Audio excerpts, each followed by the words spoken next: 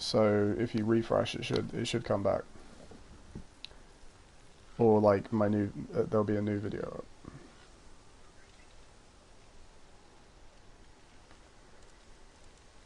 Oh god, and now his stuff is going to be in my, oh there you go, it's saying it's live now.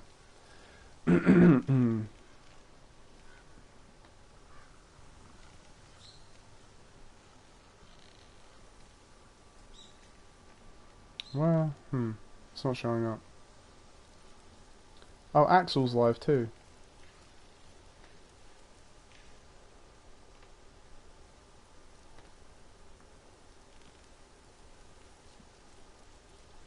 Okay, yeah, the footage is coming through fine. Everything's okay.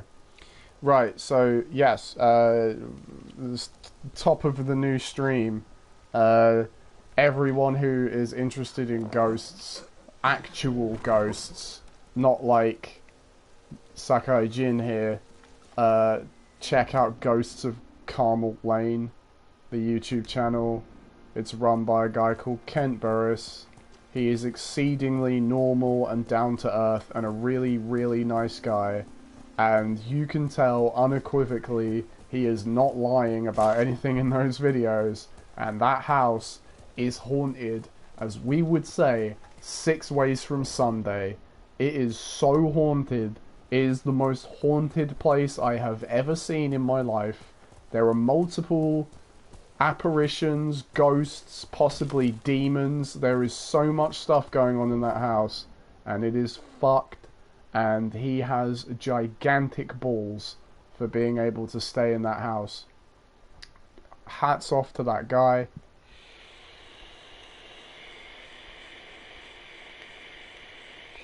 Just fucking hats off to that guy, like seriously.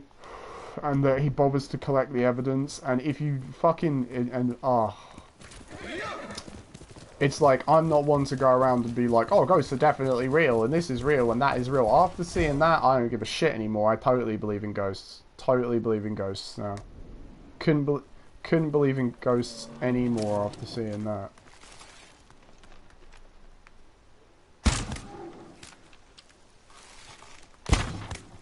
It's funny that you say that. I don't know how I could live comfortably in a place after seeing that many ghosts. Because, yeah.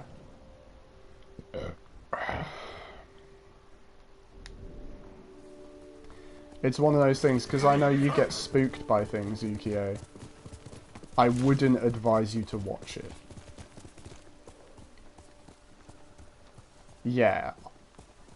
I wouldn't. Yeah. To sleep. Yeah. Yeah. I just kicked another deer by accident. Sorry, random deer. Yeah.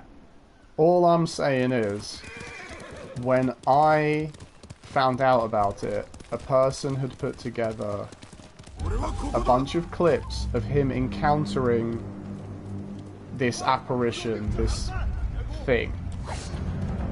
Let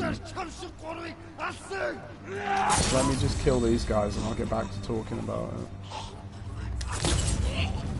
So, essentially,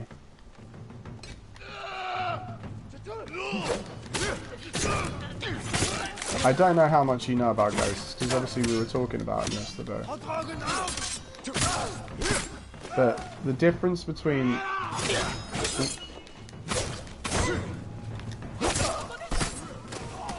A ghost is the term for any spirit from beyond the grave. Like, anything. It can be good, it can be bad, it can be this, it can be that.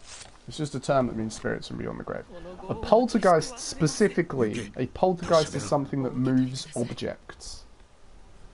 So when you see things levitate and fly across a room, that's a poltergeist, because ghosts are seen as something that cannot do that. Ghosts are seen as, like, they phase through walls, or they fucking, you think you hear a voice or something. That's what people see a ghost as. But, poltergeists are the ones that move objects. So, the thing about this house, the Ghost of Carmel Lane, or the Lime House as it's known,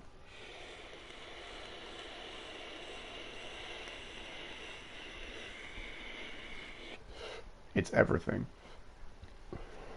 Every single type of recorded paranormal phenomena that you can have,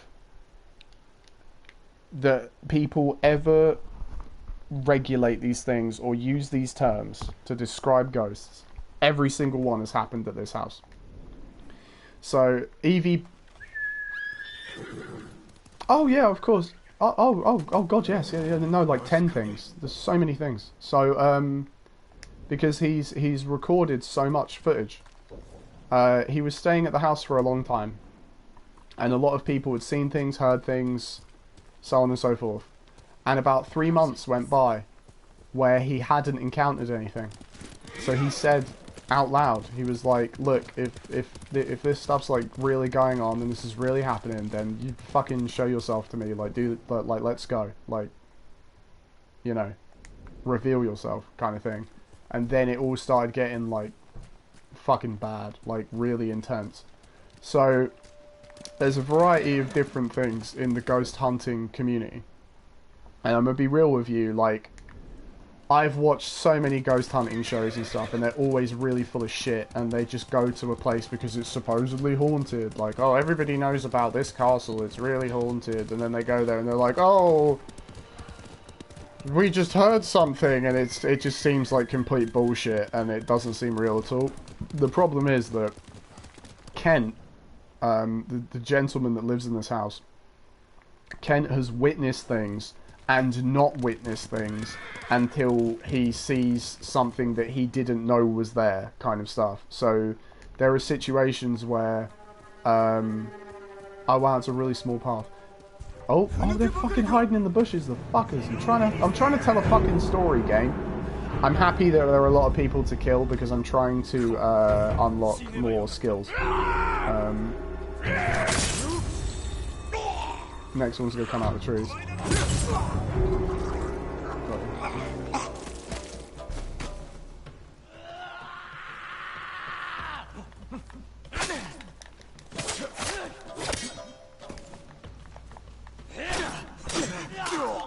God, my block timing is atrocious.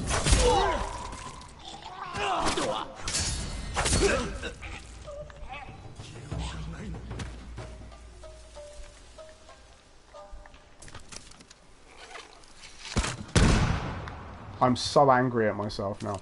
Fuck!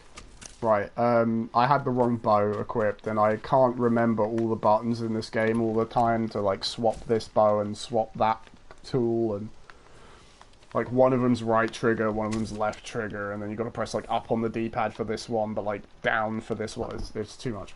Because I'm getting old. So, right.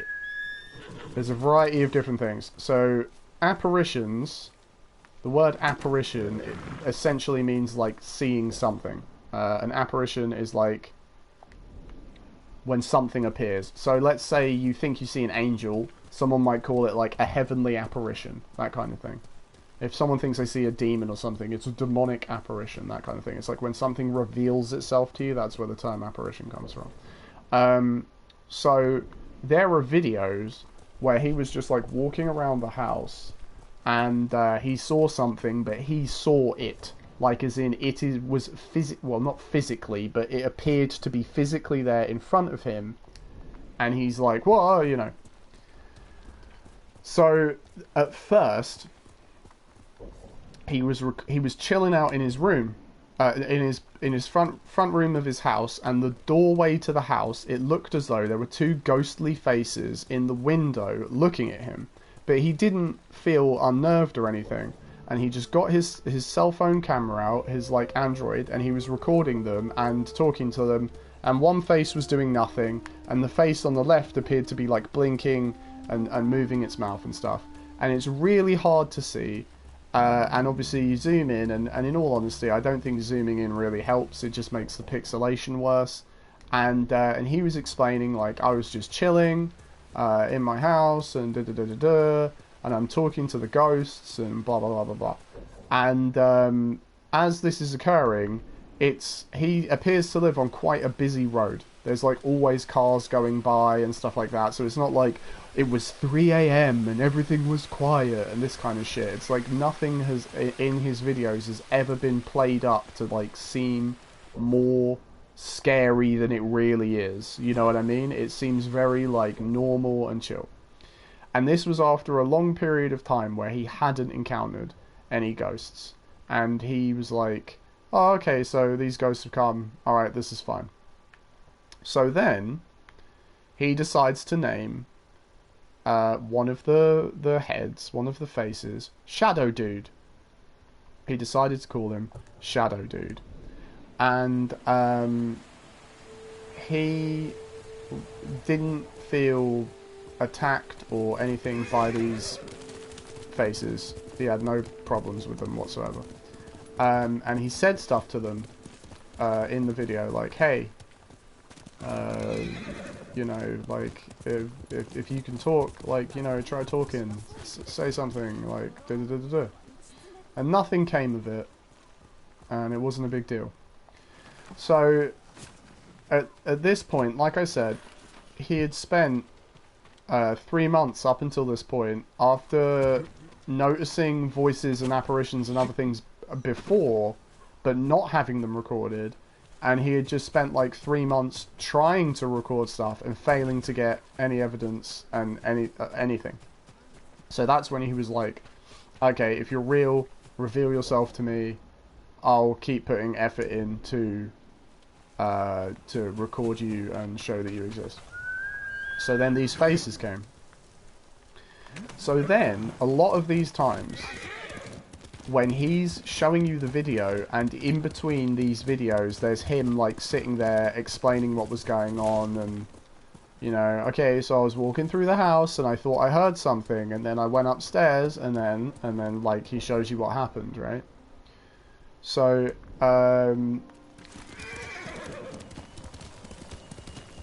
basically, like, he thought he heard something or whatever. And the problem is, there's a one-room bedroom upstairs, up a little staircase, and then you like turn around at the top of the staircase, and then it's just a room there, like an attic room. I can only assume there isn't another side to the roof, or if there is, that's like an attic storage area that you access through a different part of the house. So he thinks he hears something. He goes upstairs. He's got his video camera. He fucking turns the corner, and like in the window is like what looks like a full-sized person, and their like hand was moving like unbelievably fast, and it also appeared like there was a ghost of a child hanging off the front of it at the same time. And this is completely caught on video, like the shadow of a human being, the full size of the fucking window there, and he was like, "Oh fuck," and like runs out of the room, obviously. And then there's at least like 10 other videos just like that. Like, he was walking around downstairs trying to catch what's known as EVPs, electronic voice phenomenon. And he hears something, he goes up into the bedroom, but as you can imagine, this isn't 24 hours a day every single fucking day of his life. He lives in this goddamn house. So he will be walking around, hear something, and because he's been walking around all day not seeing ghosts, he'll walk into the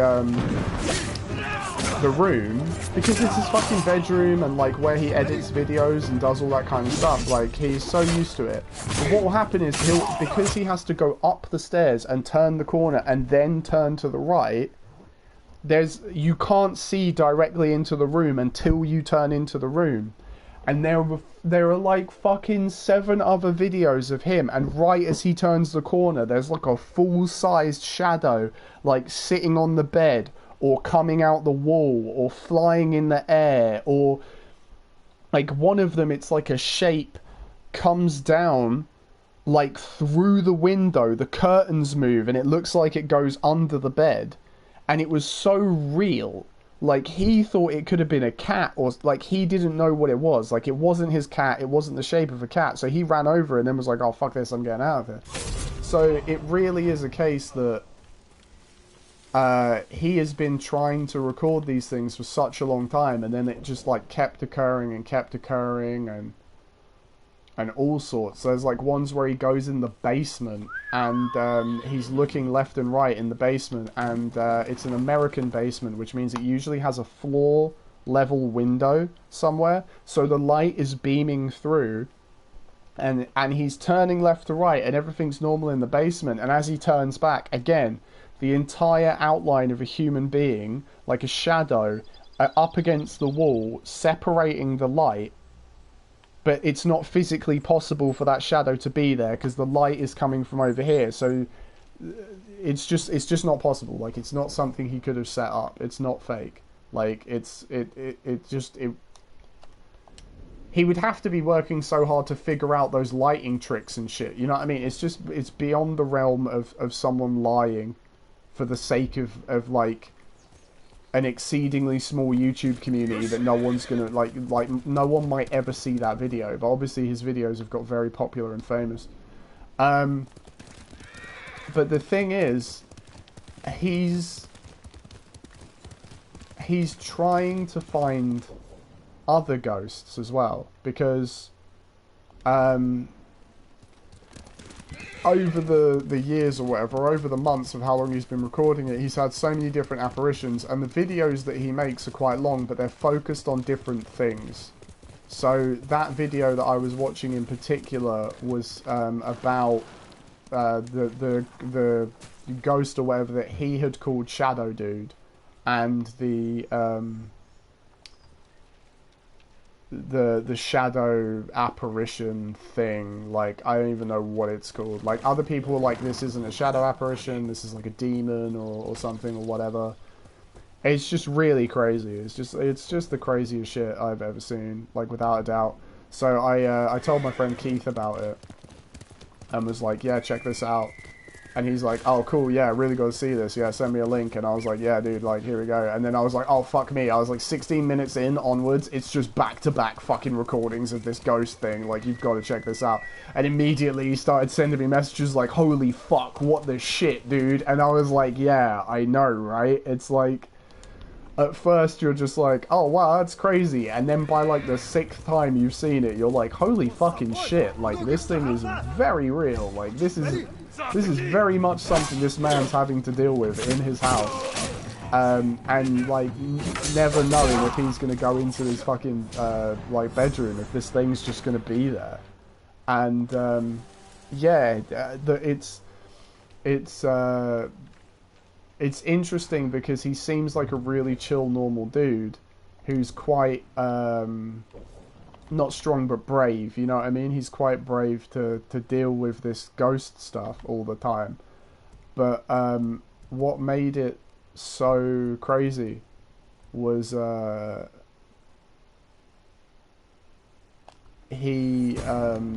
one where there's like, oh, there's a couple where he says, oh fuck, and runs out the room, and those are kind of funny.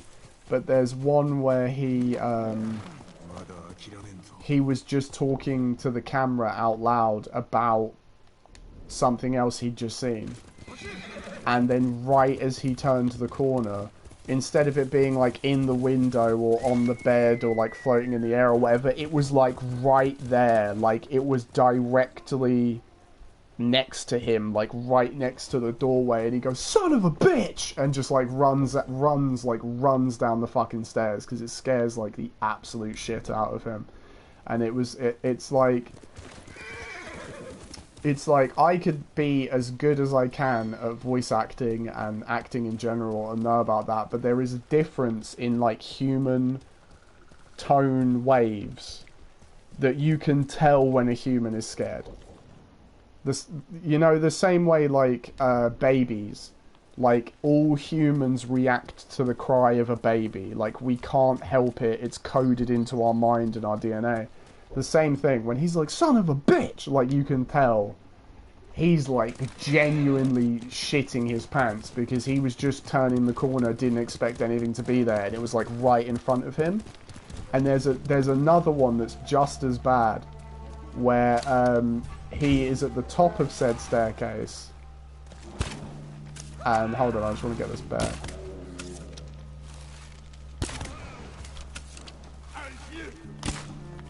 Fuck.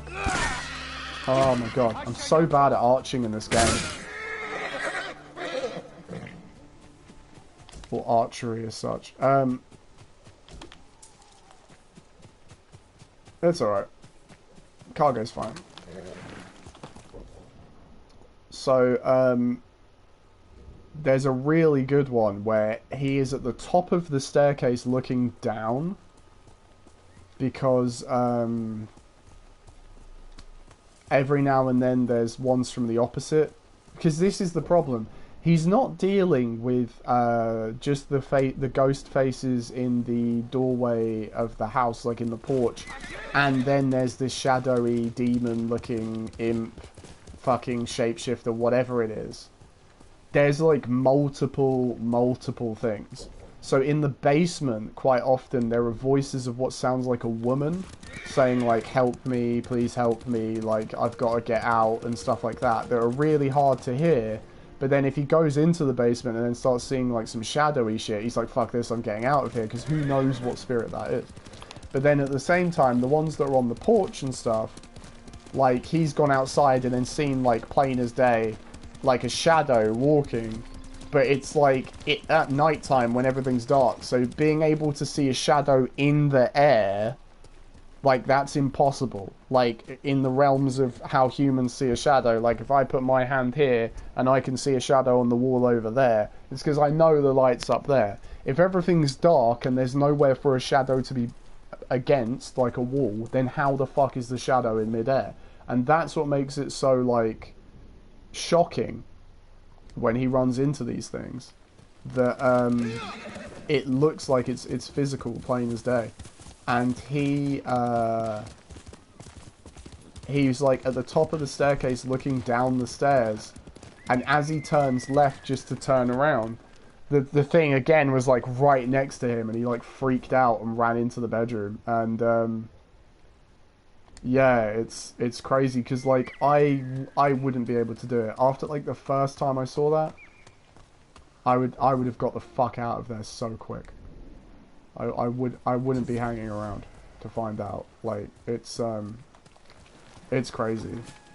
But again, the people he had people come, like ghost hunters and investigators, come to his house to try and use like their more professional mindset and stuff. And this guy that had been doing it for years and years and years said, like, oh no, like, keep using the same cameras that you're using. Don't buy like newer cameras just because people on the internet are like, oh, the quality's bad, blah blah blah. Because like newer cameras are so good at predicting things and adjusting to light, they're probably more likely to stop it from appearing. So if he's managing to capture them with these cameras, you're better off doing it. And at first I was like, well, yeah, of course they're going to fucking say that, because it's kind of the same with Bigfoot or something like that. How come every time someone is like, oh, we've got this picture of Bigfoot, it's like 50 feet away and you can't make it out?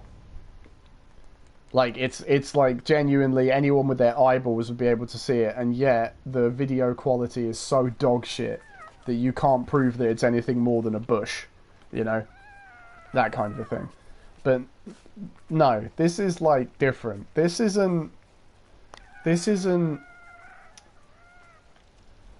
I'm driving in the desert late at night and any kind of animal, like a coyote or something, could run by, and it just happens to be really quick and it's dark, so I just go, oh, what if it's a monster? Like, you know, we're talking like 2 p.m. sun, fucking beaming through a window, turning the corner, and there is a fuck off shadow person just right there, on the bed, in the window, coming out the wall, whatever it is, just so fucking real looking that I was like, wow, like, I've seen some shit in my time, but never have I gone, oh, okay, like, that house is haunted, that's real, okay, cool, totally believe you, no, definitely real.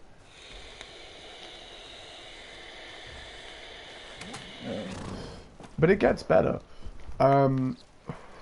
The guy that was helping him understand how to capture these phenomenon on film, explained how electronic voice phenomena work. And let me just get rid of these guys, hopefully.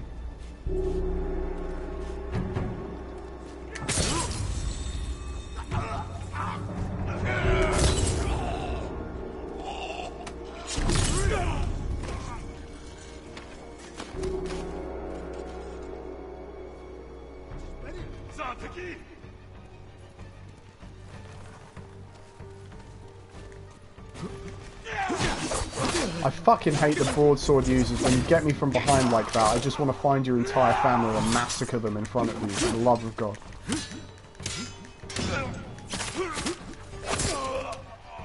Go on, make him move. Yeah, do you see how quick Jin Sakai is when you fuck with him? Anyway. Interesting that I didn't get the trophy. I should have got a trophy for killing those 3 guys, because it said, like, there was a trophy for the maximum amount, and I believe that is the maximum amount, but who knows. So essentially, he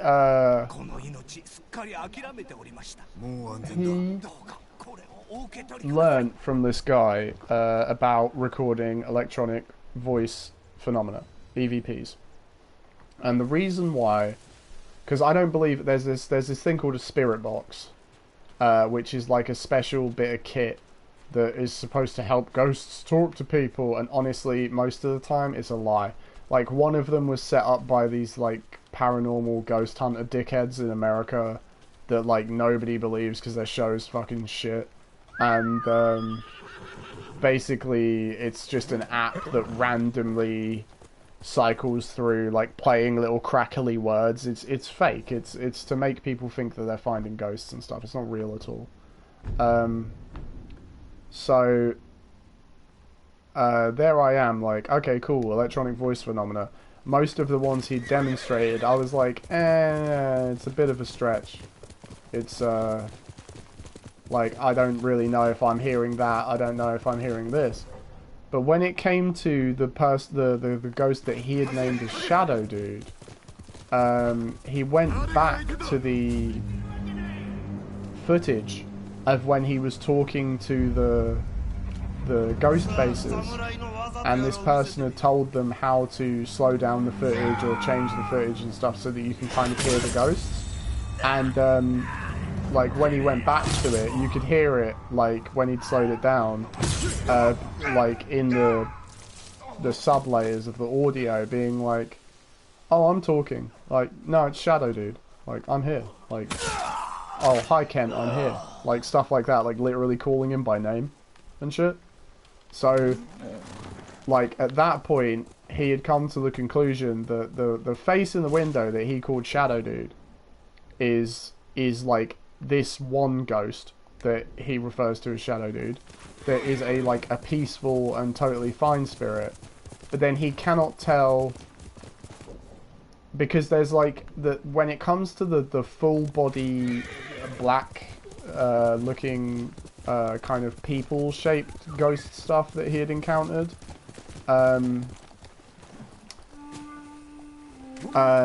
like, sometimes they have like a greyish white head, and when they have a head like that, he seems to believe that that might be Shadow Dude, because the face that was in the window is quite pale, whereas the ones that seem far more threatening and surprising tend to have a fully black head. So they seem to be like a different type of apparition. But obviously he, you know, it's not like he can sit down and have a chat with them. Well, until of course he reviews the footage and it turns out that he's like picking up sounds. But yeah, just the sheer number of different things he's encountered is staggering.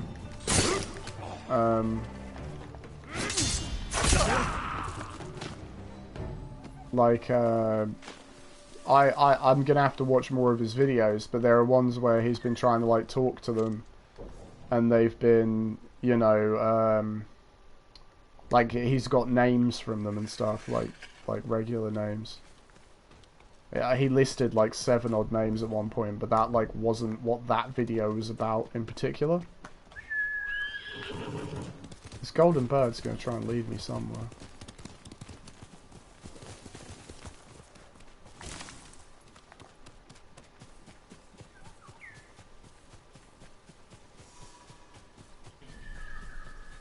Oh wow.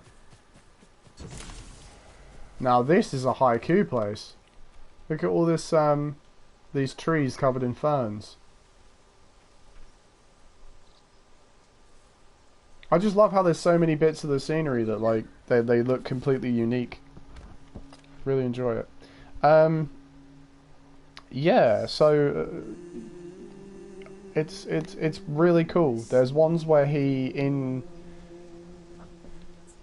in his, I'm just gonna pick random ones to be honest because it doesn't make any difference. You always get the headband.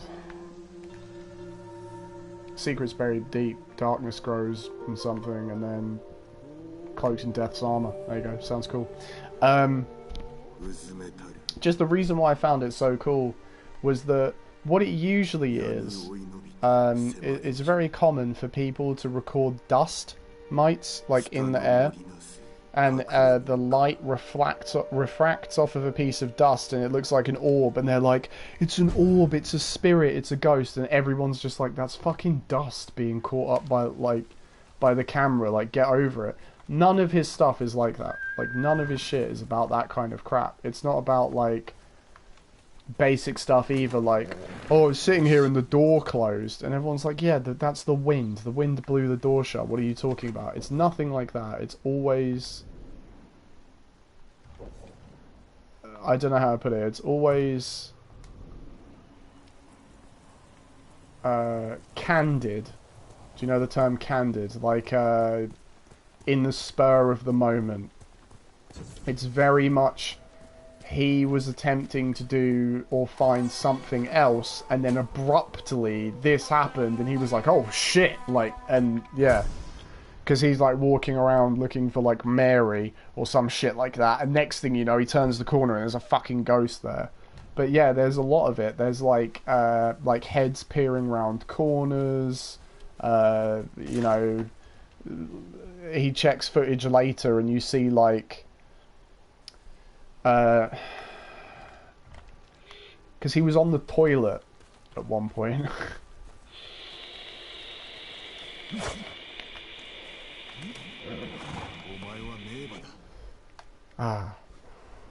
He was on the toilet at one point and he heard some noises, so then he gets the camera out and he's like, oh, are you just going to be out there making noises while I'm on the toilet and I can't do anything?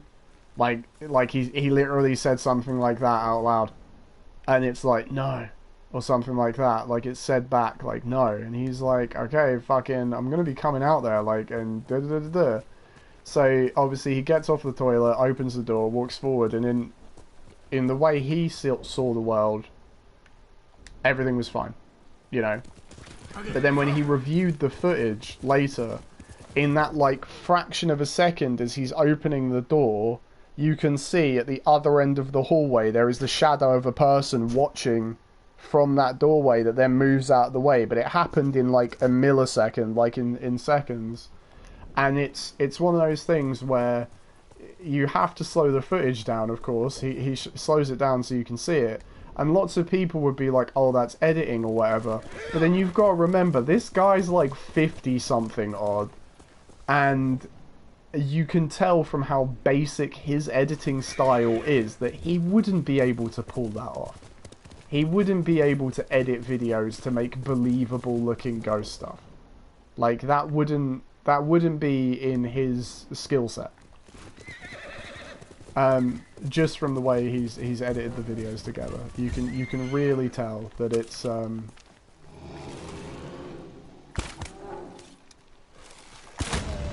it's not something he would be able to pull off. And yeah, what else was there? I'm trying to think of what other things happened. I'm also trying to figure out where this last settlement is, because there's like all these different areas. So I'm going to assume if I run north.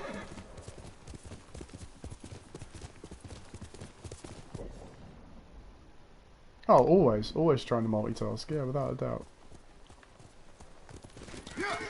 It's one of those things, whenever, it's a common joke that women say men can't multitask. Every single time a woman has told me men can't multitask, that woman has always been immeasurably stupid. Like, it's been one of those people I know where I'm like, the irony of that person saying that men can't multitask is like, I'm pretty sure you can't walk and chew gum at the same time. Like, it's that's like a common joke people say, like, walking and chewing gum. But yeah, it cracks me up because like, I never hear that from like my intelligent female friends. Those kinds of like, it's not, I wouldn't say, well, it is a sexist remark, but I wouldn't say it's like it's intentionally offensive or anything. It's just kind of like a saying that I guess women say to make them feel better about themselves. Oh, it's ran away. Fair. Too many trees in the way. Wait, if I haven't found this... Oh no, I have found this. I've been through Yagata Forest. This is the wrong place. I've got to go this way. Oh no, this is that haunted forest that we already did everything at. God damn, where is this last settlement?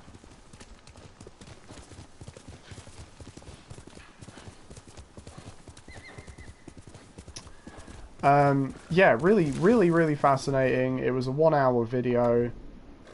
A collection of a bunch of stuff. I definitely want to watch more of his videos.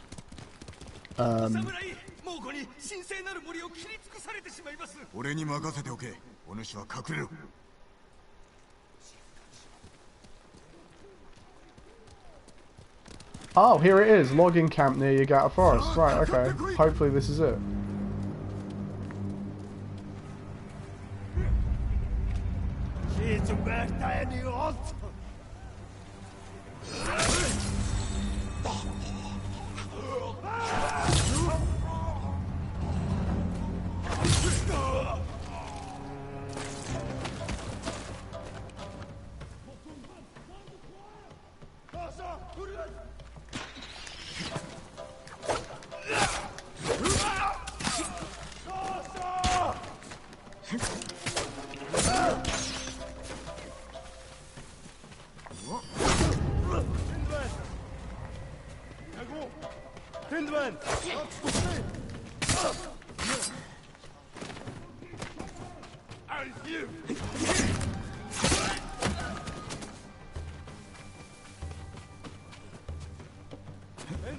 Go on, boys. Where you at? I'll fucking have the lot here.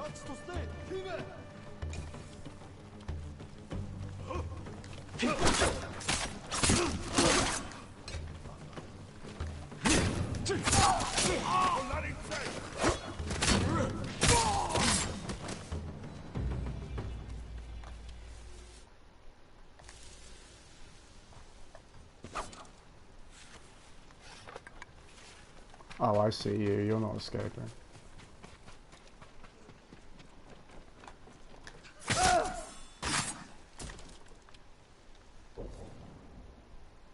God damn it, that wasn't it either. Okay, we will find it. So, yeah, I just thought it was really cool because I've watched so many fucking videos in my life about, oh, is this a ghost? Oh, is this a demon? Oh, does this sound like someone trying to talk from beyond the grave? Does this da-da-da-da-da? And usually, like, I've seen a couple ones that are to do with poltergeists that are pretty convincing. There was one of a British school that was really fucking weird. Like, really weird. Like, some lockers were, like, rocking back and forth properly, as if people were yanking them.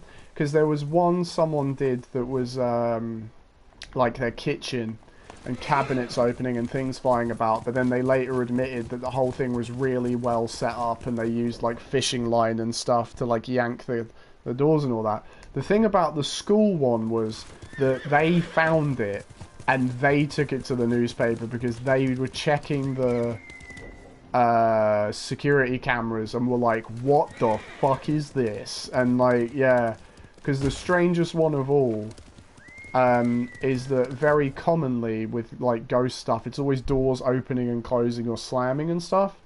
And that one in particular, instead of slamming, the door handles were just going like that, like like constantly moving. So like the only way they could have possibly did that is if like people were deliberately strategically hidden in all these different places without cameras and stuff. But what happened was it was like when the school was closed, and then they sent the footage to like newspapers and stuff, and were like, hey, what the fuck's going on here? So I always thought that one was interesting.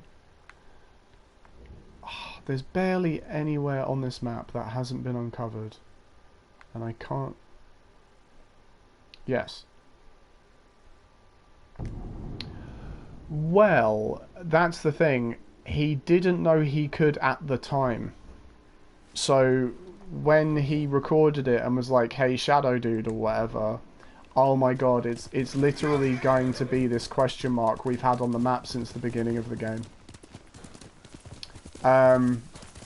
Yeah, when he was saying, oh hey, I haven't seen you in a while, Shadow Dude, why don't you say something and all that, he couldn't hear him because he had to obviously change, like slow the footage down and all that in order to hear it. So he didn't know he could communicate with him at the time, but he was, which was pretty interesting. But the problem is that he can't tell, you know, which spirit or whatever, abjuration, yeah, he couldn't tell which thing it was.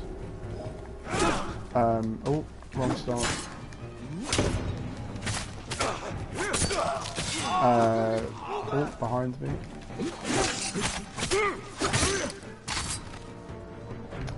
And that seems to be one of the issues, really. That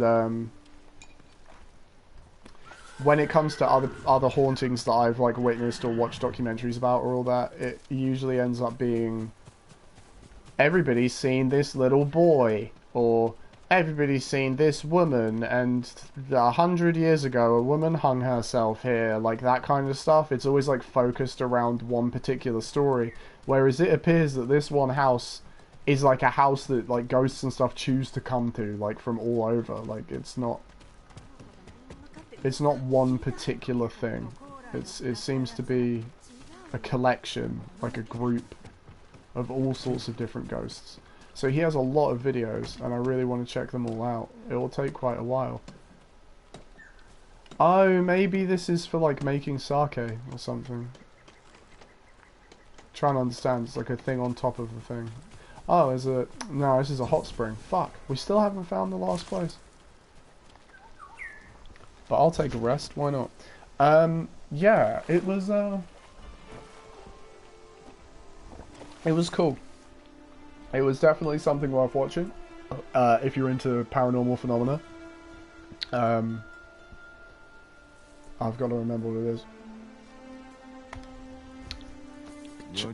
Carmel Roadhouse. I think that's what it is. Let me duplicate my YouTube chat.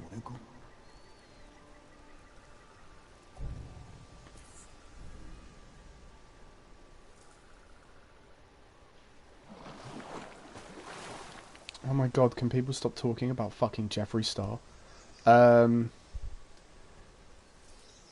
Ghosts of Carmel, Maine. Carmel, C-A-R-M-E-L, not caramel. Because a considerable amount of American people pronounce caramel as caramel. Like caramel. But no, it's actually Carmel, like C-A-R-M-E-L.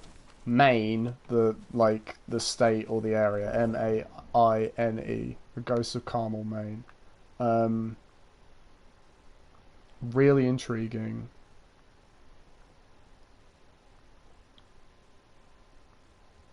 What time is it? 12:21. I can only assume. Yeah, that seems like a good place to check. Old Woodsman's Canopy. I'm just trying to guess where it might be. Like this one, for instance. No, that's Tadayori's Rest.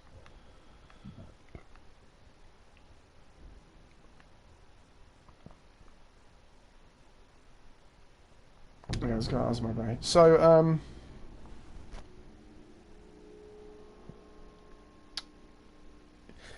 Well, it's like I said to you yesterday, I'm one of those people that is very skeptical about these types of things. So I try not to believe in them, but, like, if it was 10 seconds of footage that someone talked about for an hour, that would be one thing. You know? Like, when it's... What if this could possibly be extraterrestrial encounters and aliens in the desert? And then they, like, talk about it for ages. Like, that's one thing. But because it was, like, an hour and, like, 20 different videos all taking place in the same house, like, completely different things, and that was just on one focal subject. There's probably all sorts of different ones. It was pretty spectacular, really, to see all this stuff. Because, like I said, it's usually one thing or another thing. It's like people hear footsteps or talking. People see, like, light or, like, shadow or something. Or people hear doors opening and closing or something. It's usually one thing that's happened a handful of times. So loads of people have been like, oh yeah, I heard that too last night. Oh, I did that. Yeah, so there's all these stories of doors opening and closing. You know, it's usually like one little thing. But because this place had so many different things occurring, it was astounding. And the same way that the person who I saw talking about it on TikTok was a friend of Kent's who lives a few miles away and has visited the house and witnessed the stuff himself. And when I was trying to find the name of the YouTube channel, I was like putting in like Man Encounters Black Ghost or something like that. I found the YouTube channel where a person talks about like random stuff, and it was like the second time they'd ever done a video about ghosts. But then when I looked in the comments, because I didn't watch the entire thing, his stepdaughter was there. So like his son's wife, who had stayed at that house for like 10 months and was like, oh no, this stuff is like completely, like, it happens all the time, you know.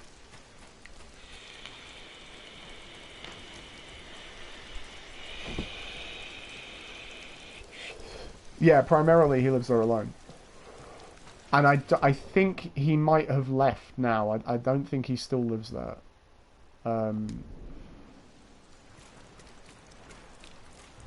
But he made a lot of videos whilst he was there about all sorts of stuff. Like hearing sounds, hearing noises, going in the basement. He was like, regardless of all the spooky shit that's happened, because the thing that gets me, right, let's just say in your basement a bunch of people were murdered, so their ghosts are in the basement, and like the basement's a really fucking scary place, so you don't want to go in the basement. That's one thing. Like the way he was like, I really don't like spending time in this basement, I totally don't blame him. Completely understandable. Basements are fucking creepy. But considering the amount of times he'd walked into his own fucking bedroom and there was like a fuck off shadow person there, I was like, how can you sleep in that bedroom? I'd be worried every time I fucking wake up it'd be standing in the corner or something. Like, I can't believe, but the man must have like fucking balls of steel, as we say. Like, how on earth he is just totally fine to just walk around all the time trying to record these things.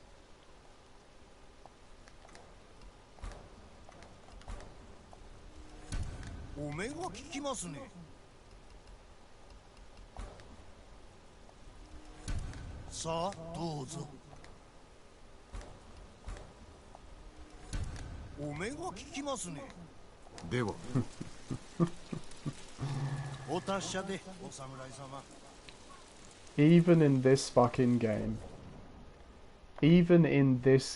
they keep that fucking trend. So, in a lot of games, when you go to a salesperson.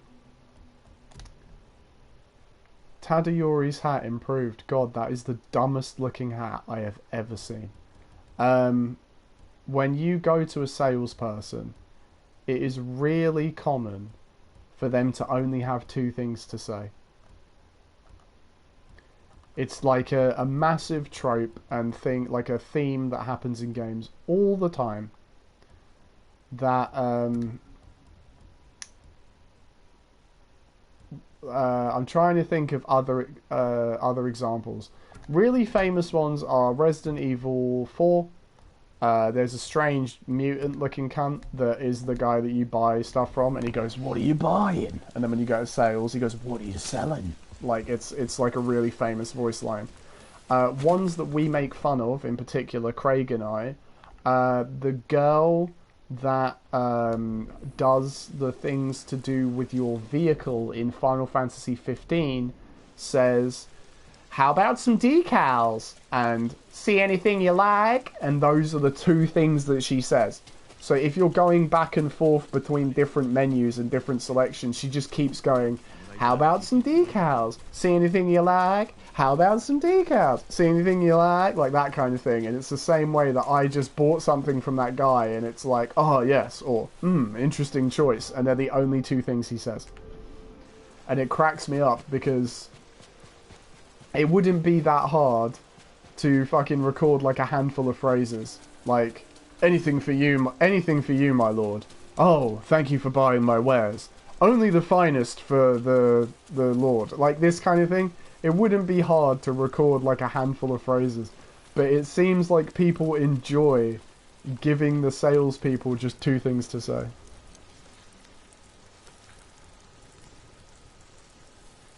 Oh, fucking hell. Something serious has come up.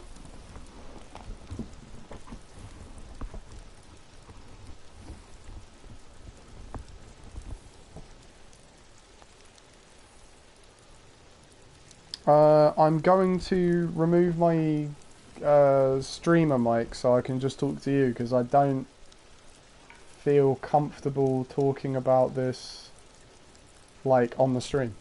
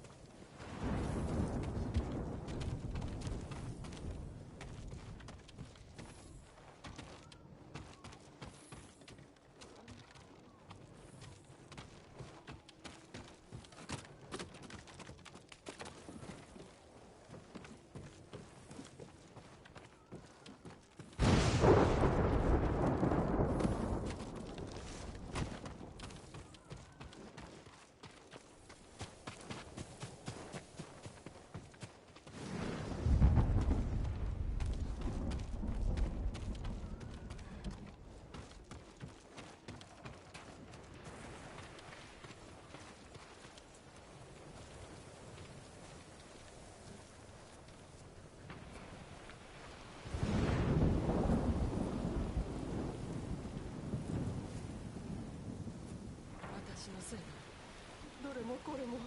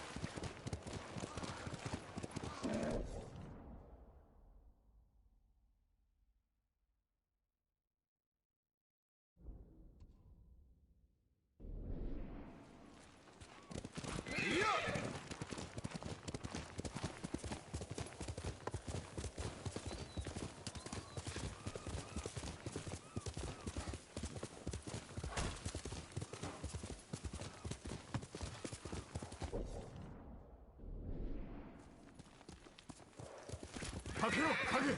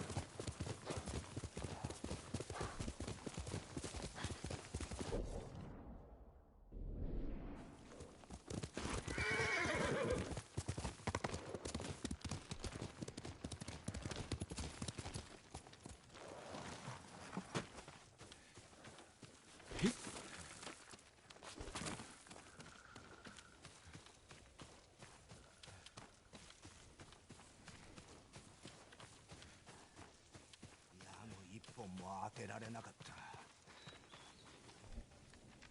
猛虎を皆殺しにしてください。私の兄はお侍に憧れていて、竹の稽古台を作ってずっと市内を振り回してましたよ。竹を切るか。腕を上げるのに良さそうだな。お主の兄と稽古したいものだ。恐れながら兄はすでに病で、ですが登りと稽古台を見るたびに兄を思い出します。無念であったな。礼を言う。達者で。クロードはアザモーラを救った。あの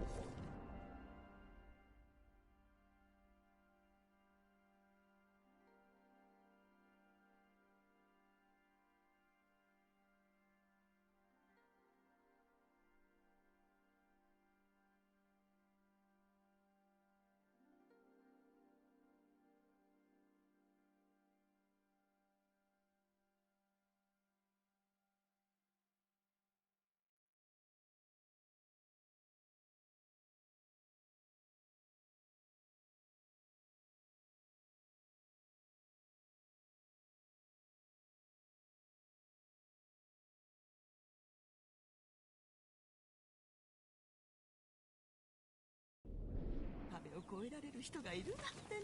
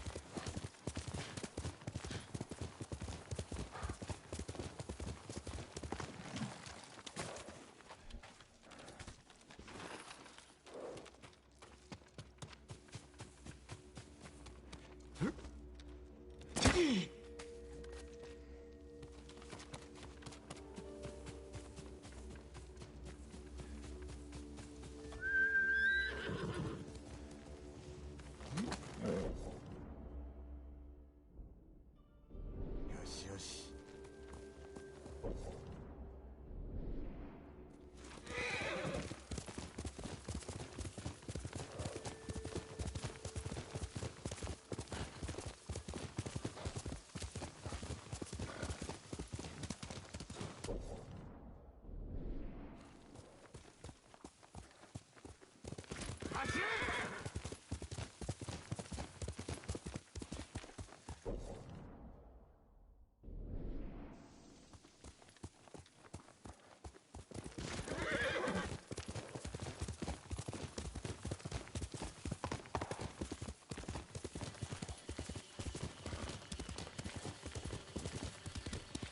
ふぬけばかりか。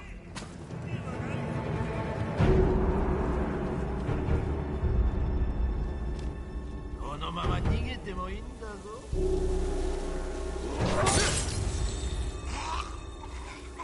よく見つ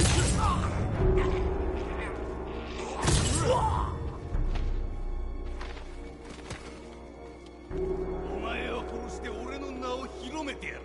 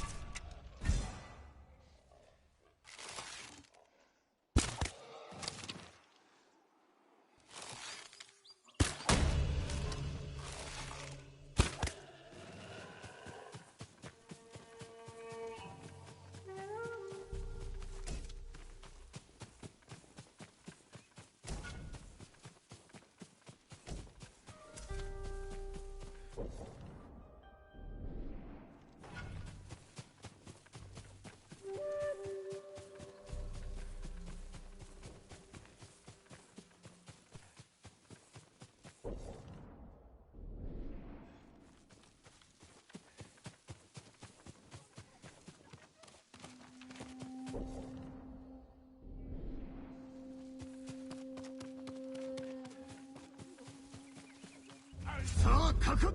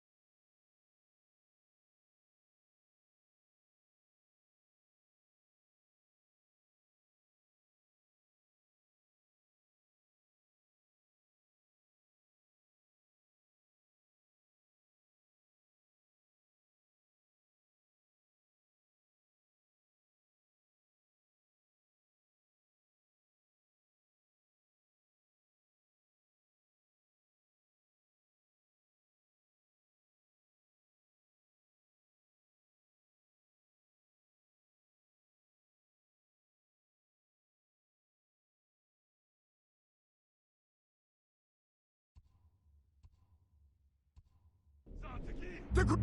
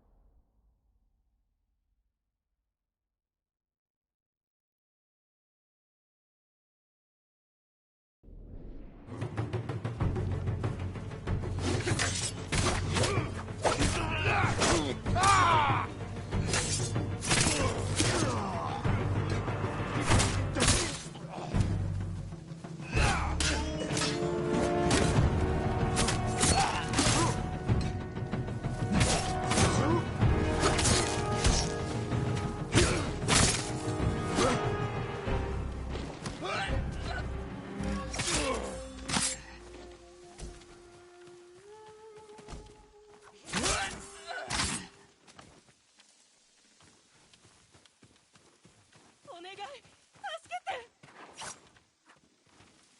て。動くな。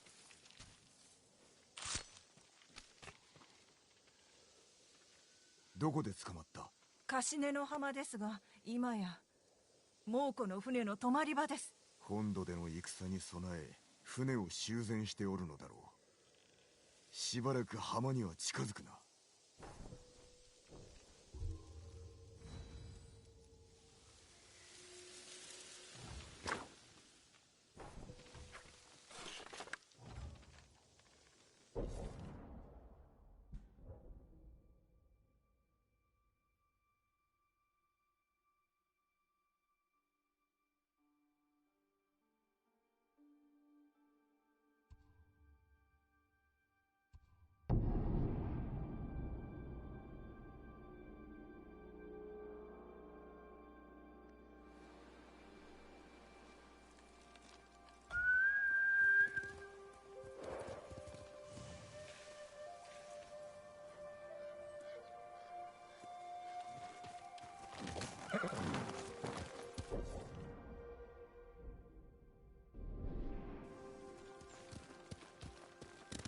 よし。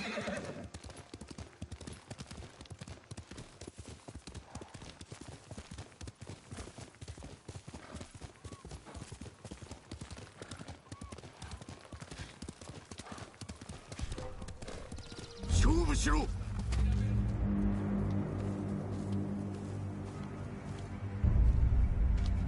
さあいつでも来い。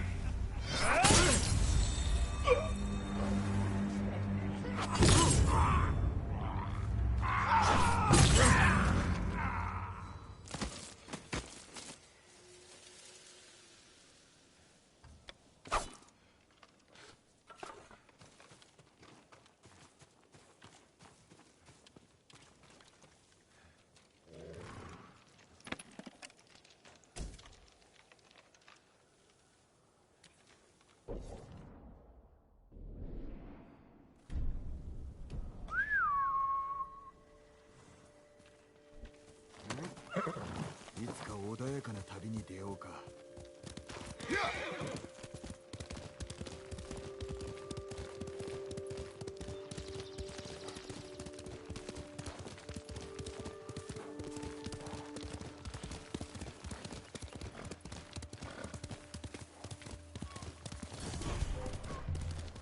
そちらの精鋭を出せ。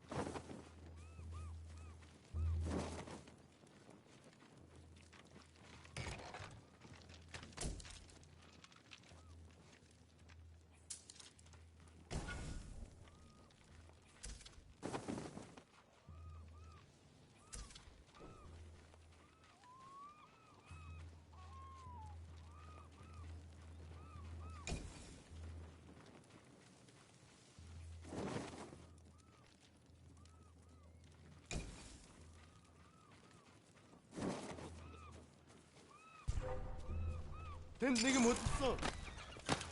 Явж төгтөө.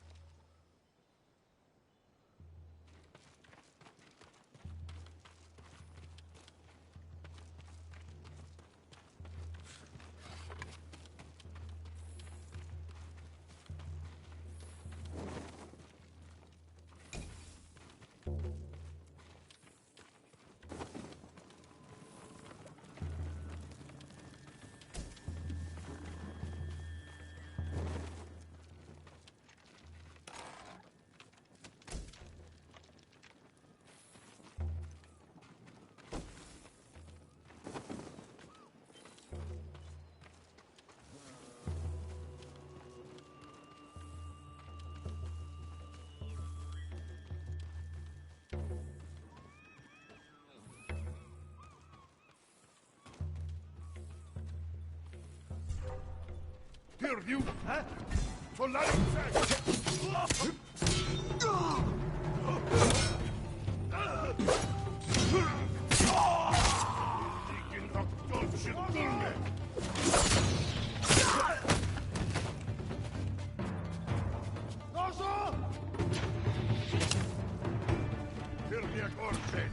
Buradan törnek olayım.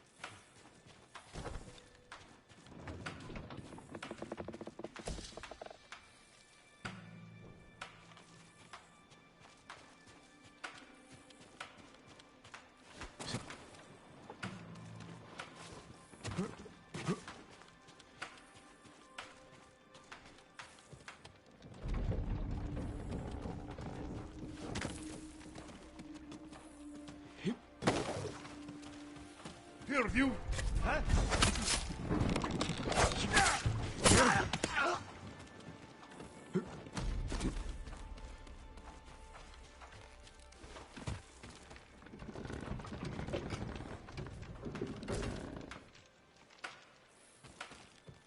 난 내게 못 써.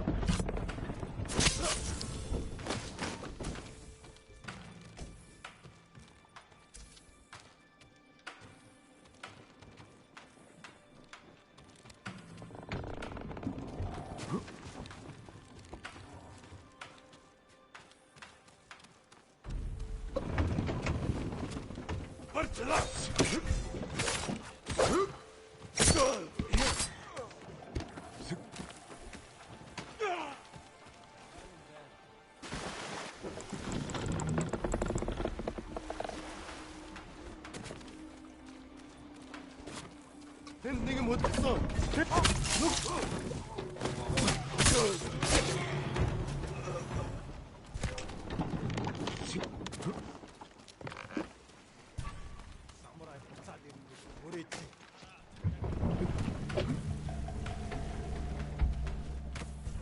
어이, 우도 극자 harta 한.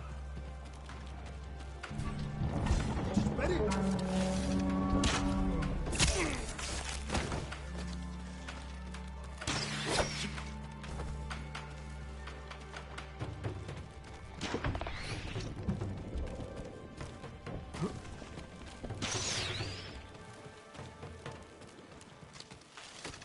어서!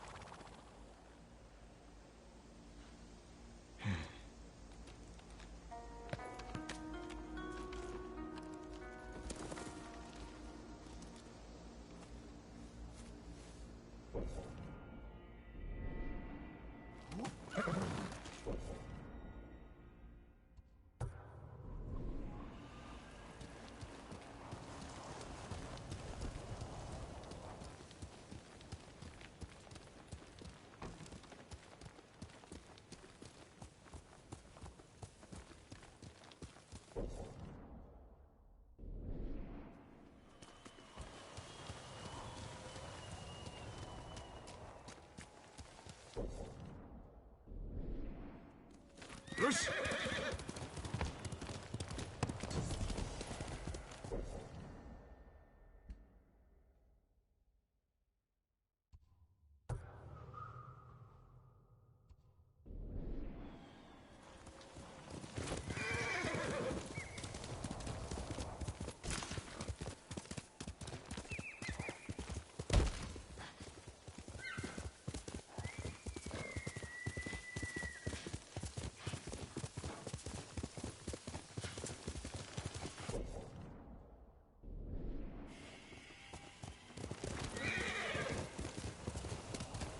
ふぬけばかりか。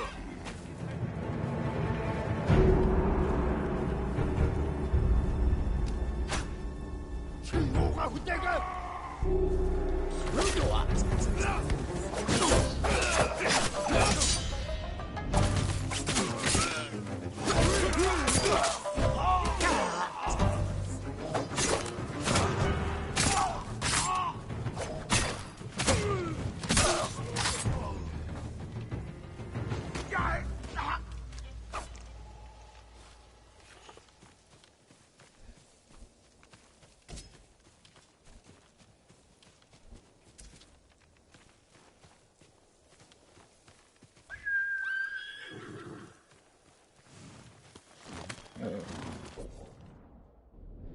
少し疲れたか。影さあ。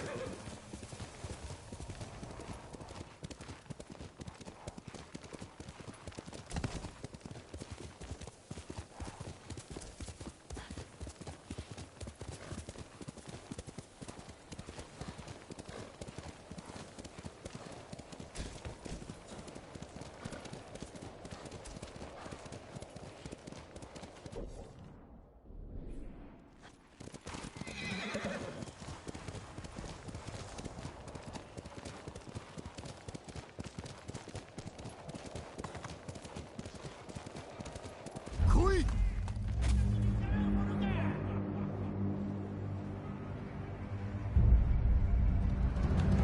お前を殺して飲む酒はうまいだろうな。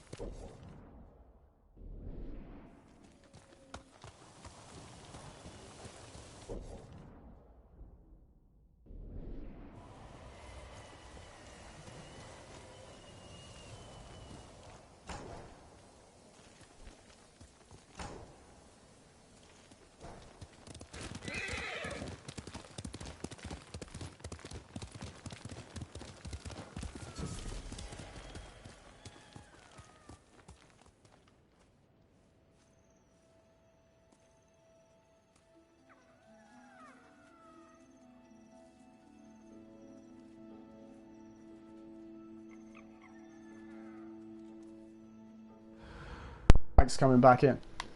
Had a nice mic break there for like an hour and a bit. What were we talking about? Faki Nazar. Right. So, Faki, at the moment, I was currently discussing dissociative identity disorder. So you've come in at a really weird time. Also, the stream was called Finishing Izuhara, and as of like these couple question marks, I have actually finished the Izuhara section of the map, and then I'll finally be going north which is good timing because I've only got about 45 minutes left to stream. So I'm pretty sure Yukie wants to witness some more of the actual story as opposed to running around liberating people. Yeah. But yeah, dissociative identity disorder is definitely something very interesting, very intriguing to learn about, and I've still have yet to ever meet a person with it. And after being in not an insane asylum, after being in a ward, obviously I've met someone with schizophrenia. I finally met a person with actual schizophrenia who was sitting there having conversations with a person in his head that didn't exist, and that was fascinating.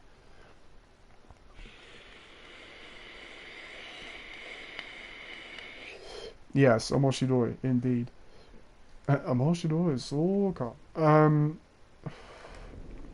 Yes, because until you've met a schizophrenic, it's one of those things where people are exceedingly quick to make jokes and be like, oh, they're schizo, or whatever, but until you've actually met a schizophrenic, you have no idea what it's like. Like, just to see a person sitting there, looking off in the distance, having a full-blown conversation, that in their head that person is real and is sitting there talking to them, but everybody else in the room is firmly aware that that person does not exist and they're not having a conversation. I think his name was Keith. I believe his name was Keith, and he was constantly talking to, I think it was Brian. I believe Brian was the person in his head who he would be saying like, oh yeah, you're outside, right, and and you're picking me up, oh, and the police know about all this, yeah, and all this stuff. He was like convinced that MI6 or MI5 or whatever were clued into him and what was going on, and they knew that, like, that he wasn't crazy and that he was being held there against his will, like that kind of stuff. And yeah, no, the guy was just constantly fucking talking to himself. Really nice guy. Wasn't like argumentative or abrasive or anything, didn't do anything wrong, just yeah, was talking to himself like a lot.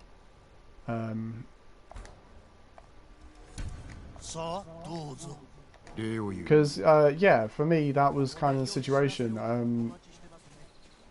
Other people were like, I can't imagine what it was like, you know, when I was in Japan and the amount of things I dealt with in Japan. People are like, I don't know how you could get through that and not, you know, this, that and the other. And at the time, people thought I was fucking crazy then too. So, you know, fuck them. Like, people are cowards.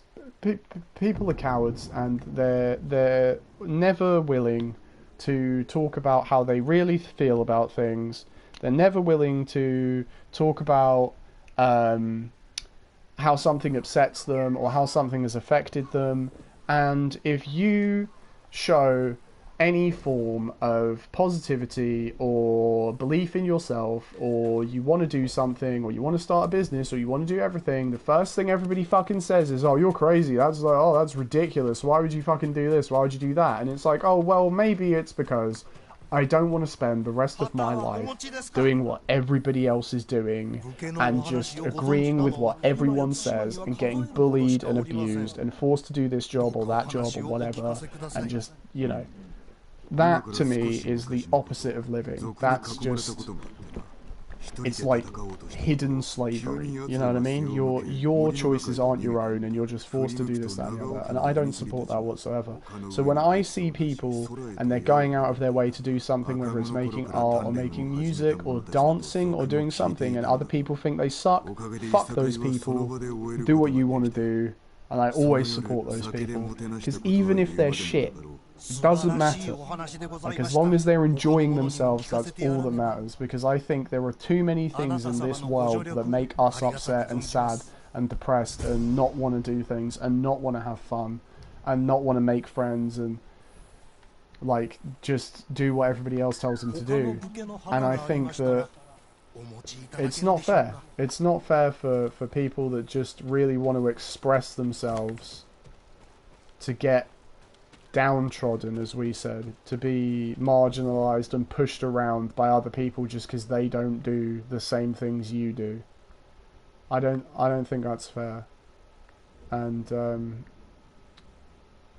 Oh god, there's like only a few more question marks on the map. I've really got to get them quickly. Hmm.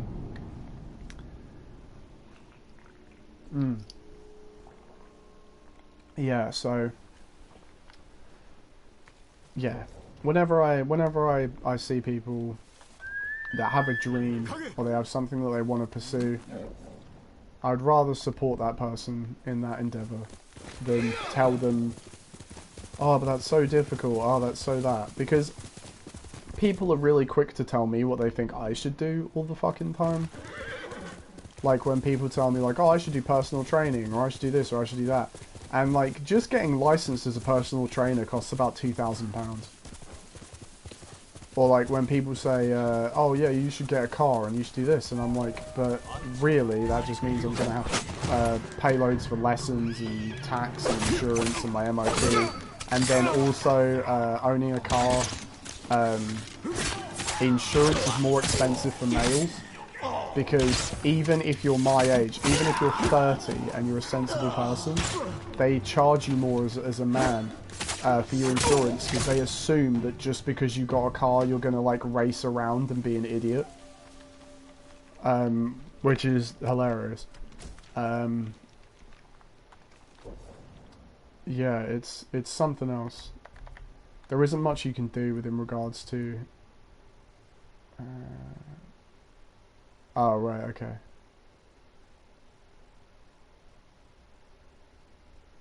Oh, cool, you can jump off of horseback and perform a strike. That's pretty cool. Anyway, delayed strikes, okay. So, yeah. Obviously completely lost my train of thought now. Oh, driving. Yeah. Because it's one of those things where people... I think it's a very teenage thought process that people think like driving's really important. Like my dad constantly keeps mentioning it to me, like he doesn't literally own a fucking car, he barely ever uses.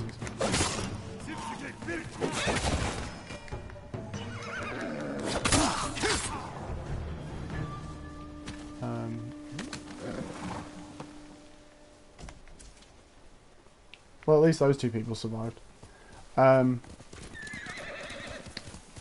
And like, I'm no like, well, I do kind of support environmentalism and stuff. Like, I hope we can do what we can to help the environment, but it's way too late. Like, the planet is completely beyond hope. Safer near the waterfall, the boat is meant to come tonight, blah blah blah blah blah. Okay.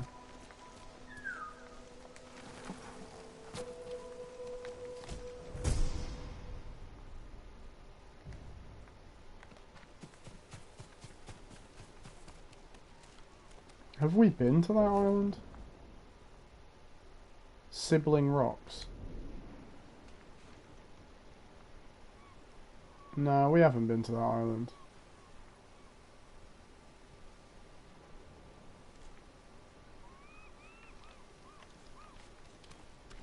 Oh, right, yeah, of course.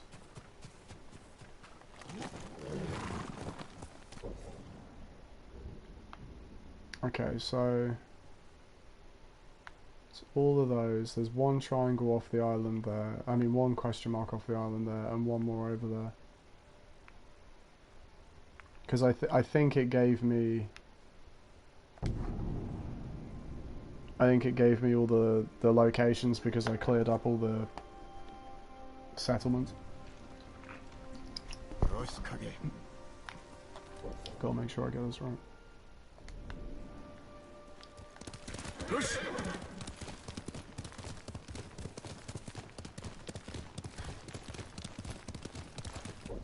The forestry and just the foliage and the way everything looks in this game is really beautiful.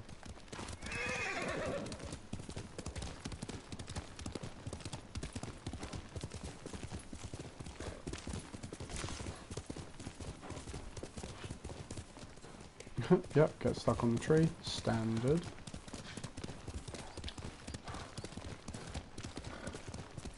I think I'm close to where I need to be. Yeah.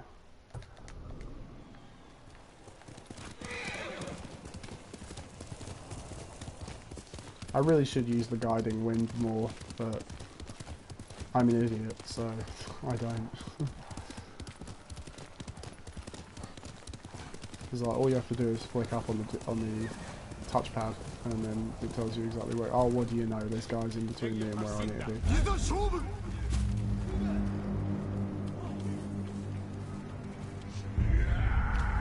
Oh,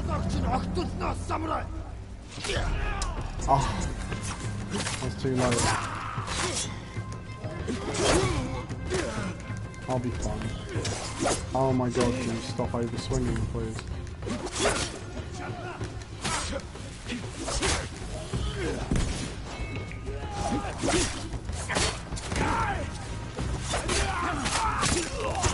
If I can't roll in time, I'm gonna go blind.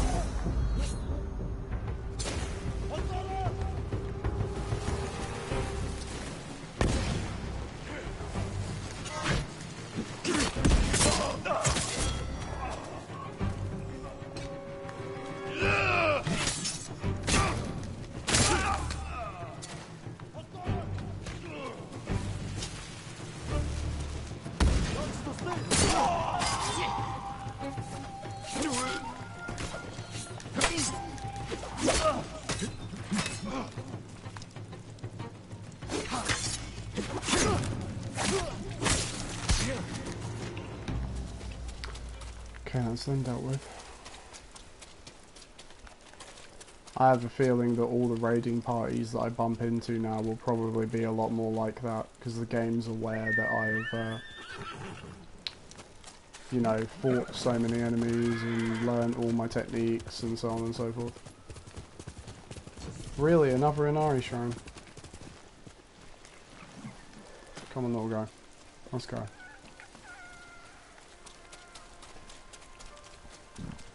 Well, I can see it, it's right there, but okay. Oh.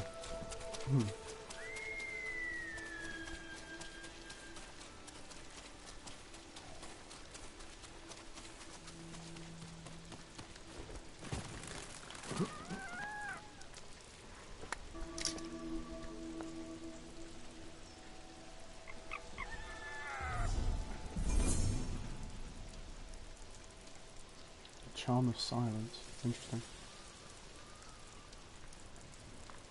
Fox is gone. Okay. And then the final... No, there's still this one up here. Well... Oh, no. I can't. It's... I'd love to just go, yeah, I'm just going to go up north, but I can't. Like, not when I know there's only 2 things left on the map. If I left them, I would just constantly think about how I left them behind.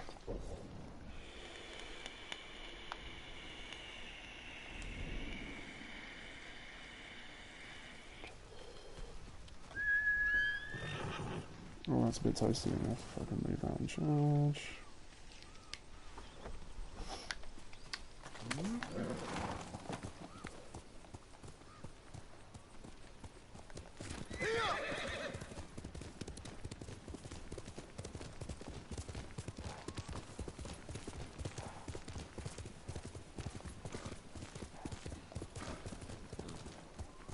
Did I mark it? I didn't mark it. Okay, I'm on the right path anyway.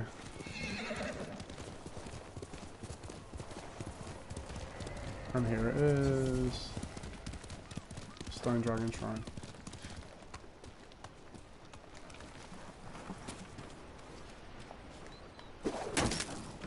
I reckon the last one I need to go to is going to be a shrine as well, because it's also off the island.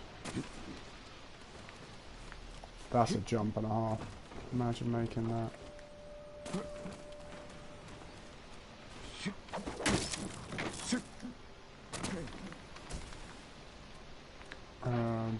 Down? Yes, down. No?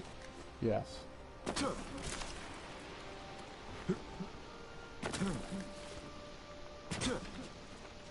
Oh, bless, she's dead. Oh, so is this person. Okay. Oh, I like it when he says stuff to himself. Means that they put effort in.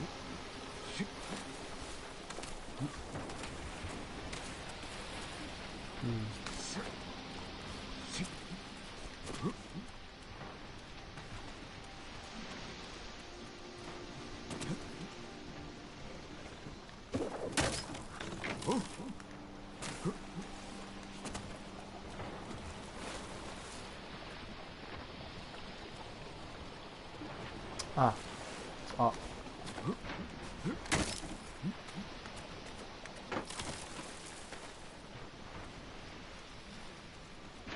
There's what appears to be a way to slide under over here. And then there. If I go up here and it's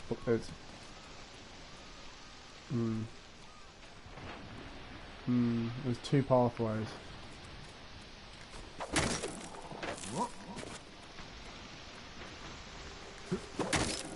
Oh, maybe the walking one is in case you get here and you don't. Well, no, if you didn't have the grappling hook, you wouldn't have got this far. Oh, this is nice, like squeezing through trees. This is something I haven't done yet.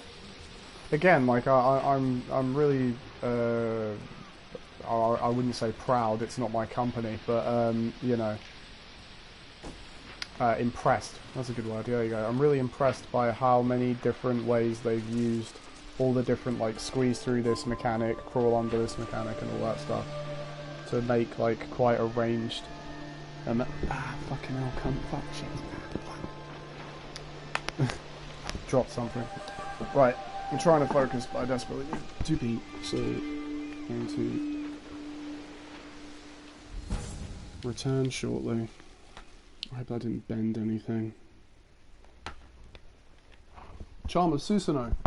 Interesting concept, because it was Stone Dragon Shrine. I don't know.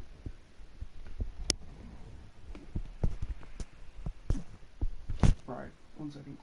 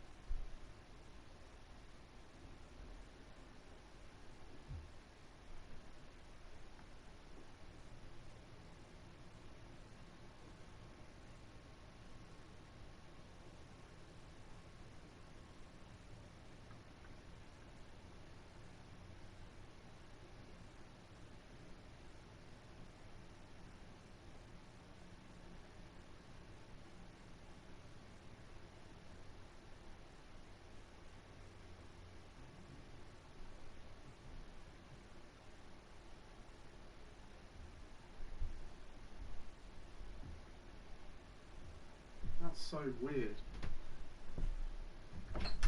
So, my father has evidently purchased a new shaving. I'm gonna get rid of the mic for the thing anyway. It's only half an hour left.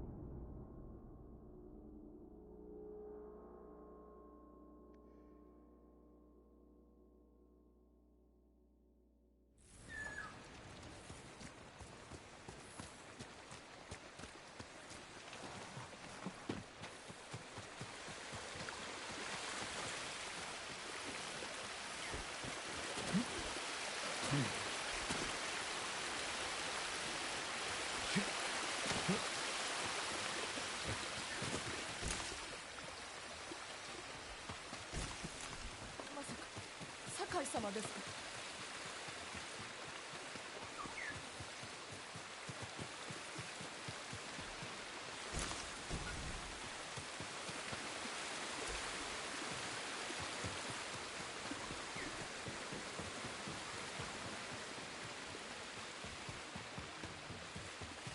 あなたがいなければ死んでいました。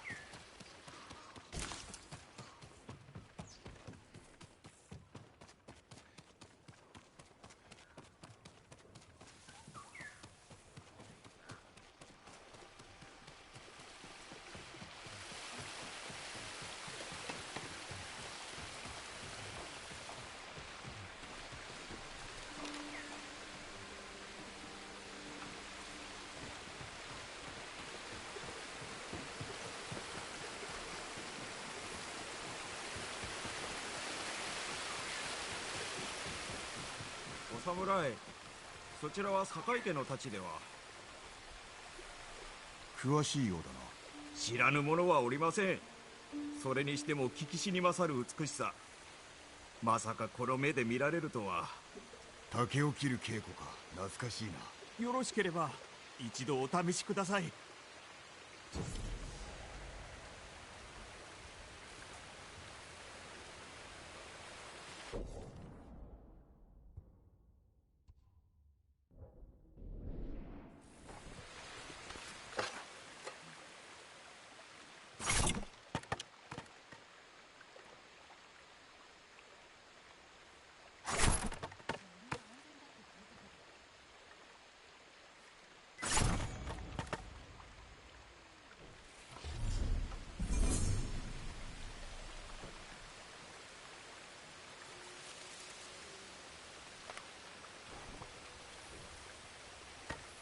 その太刀はまさに宝刀にございます。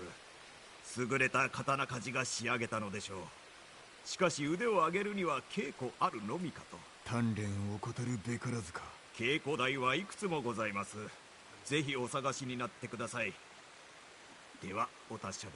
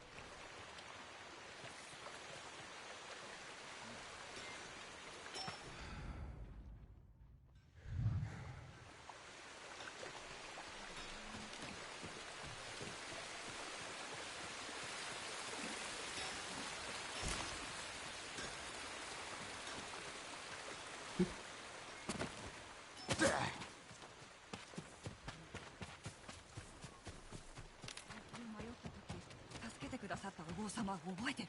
忘れるわけない。のりお様だろ。あの後杉寺の僧兵はみんな死んだと。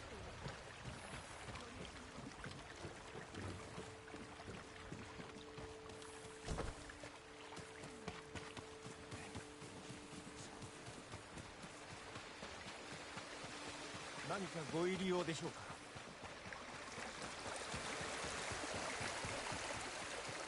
必ず逃げ出してやる。連れ出してもらうつもり？一人じゃ無理だもんね。で、もうこの船に気づかれずに通り抜けるってことか。それしか道はないだろう。その後はカラクリの将来に支配されて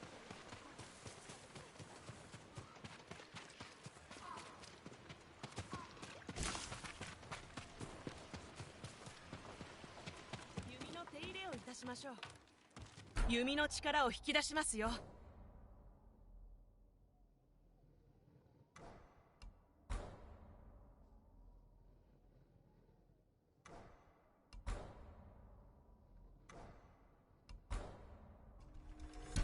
こちらでいかがでしょう。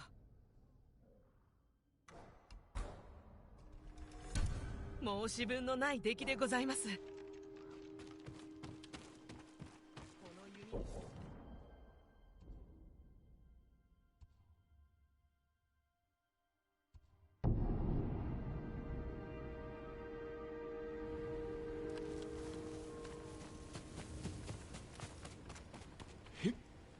ちゃ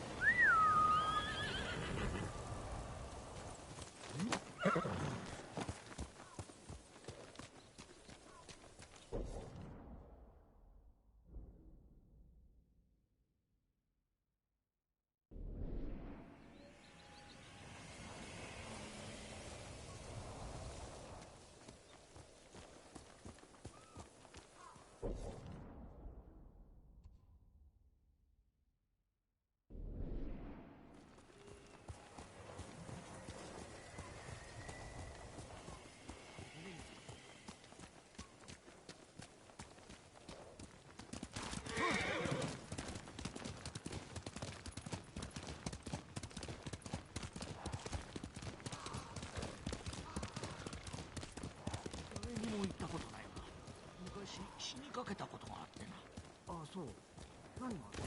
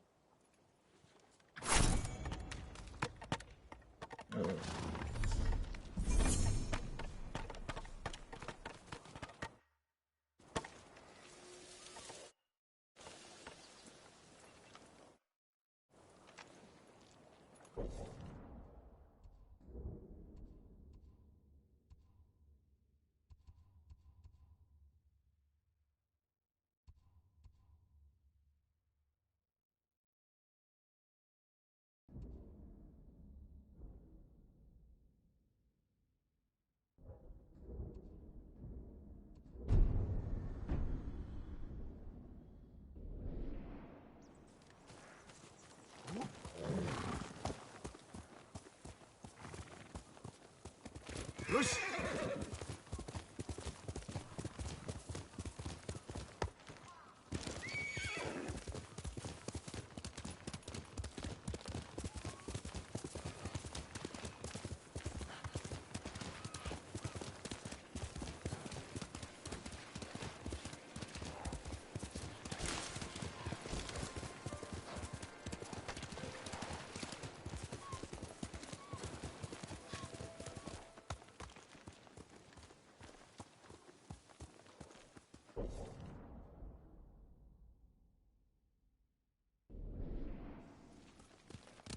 走れ、影。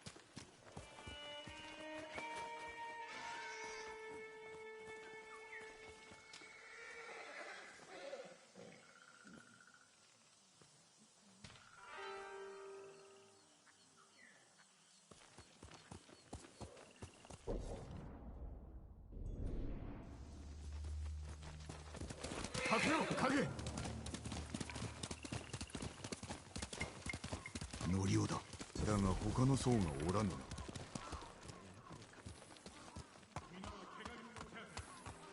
私は法師らを探して連れ戻してるんです。もうこれで我らの助けを止められはしません。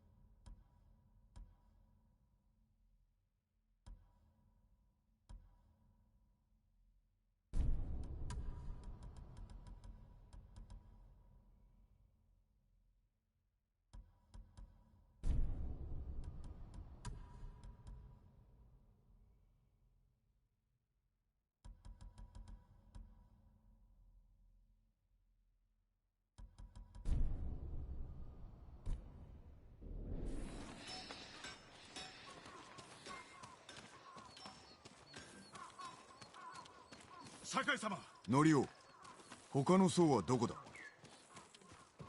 ますます力が抜けてくる。もう疲れた。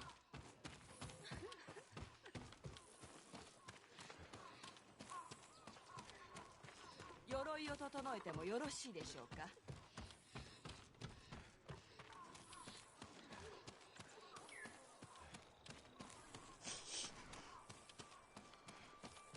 弓を見て差し上げましょうか。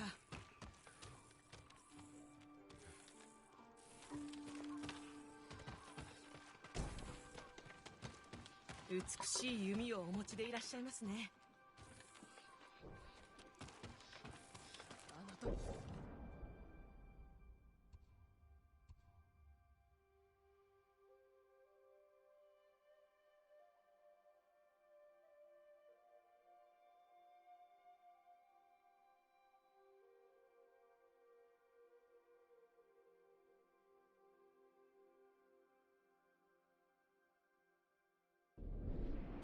どうしてあいつを生かしちまった。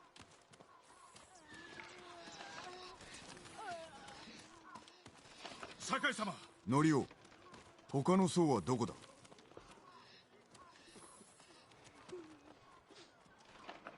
村の薬師を訓練するため杉寺から来てくれたのですが、猛虎にさらわれたのです。村は無事なのか。方針が猛虎に従ったおかげで。抗う者は殺し、従う者に褒美を。奴らのやり口だ。手向かえばよかったものを。村のためを思ったのだろう。いずれ猛虎は戻る。ただ時を延ばしたに過ぎません。そのために我らがおるのだ。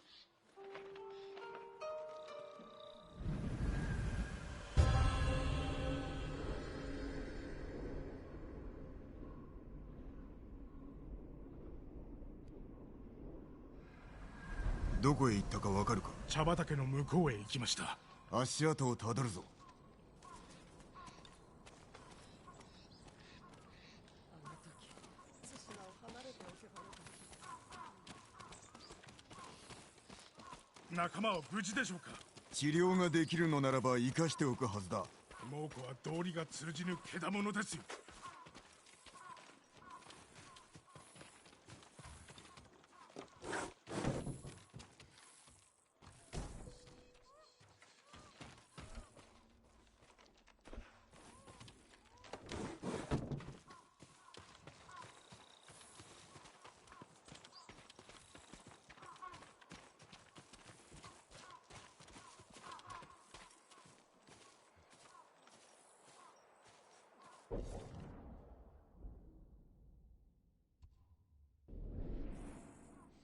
ここを通って茶畑の方へ。調べてみよう。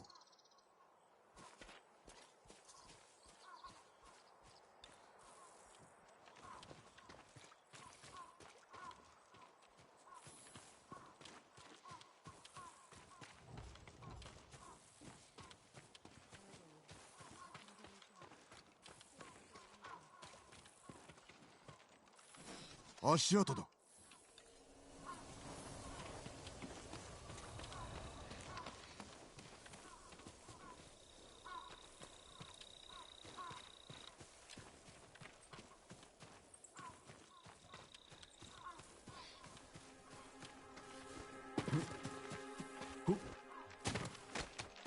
沼の方へ行ったか。よし。方針とは長い付き合いのようだな。争わぬようにと兄を諌めてくれました。兄は狼藉者か？いえ、でも怖いもの知らずでした。幼い頃、私はよくからかわれておりまして。大昔の話のようだな。それはもう大昔。ある時、袋詰めにされ木へ吊るされそうになったところを、兄が鬼のふりをして皆を追い払いました。おかげでそれっきり。大した男ではないか。方針曰く僧兵は怒りに駆られていると。ですが私の薙刀は少ない犠牲で多くを救うもの。そこに怒りはありません。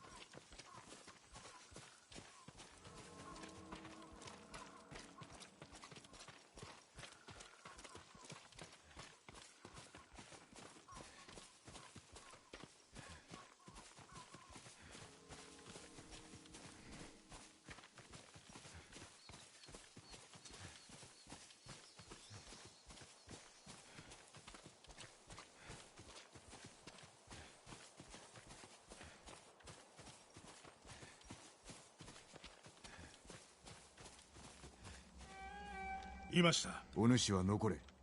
ソーラが捕まらぬようにな。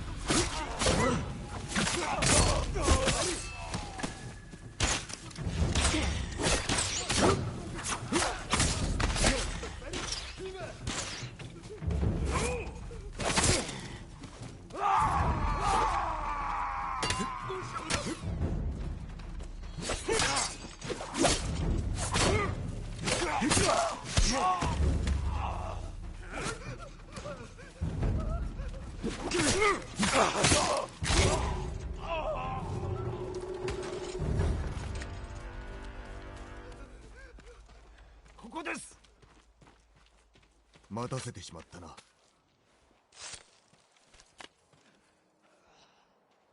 蘇ったという侍はあなたか？方針はおるか？方針？いいえ。ですが取り逃した僧を猛虎が追っております。じきに戻りましょう。酒井様、猛虎が来ます。ノリオ、生きていたか？お主ら下がっておれ。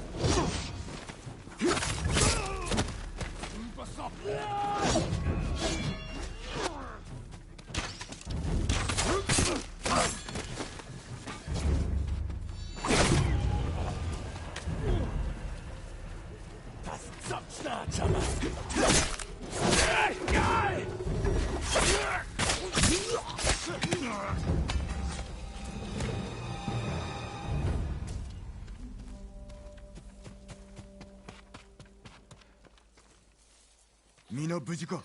怪我人はおりません。方針は他の猛虎が連れて行った。ノリオ、奴ら方針のことや杉寺の名を知っていたぞ。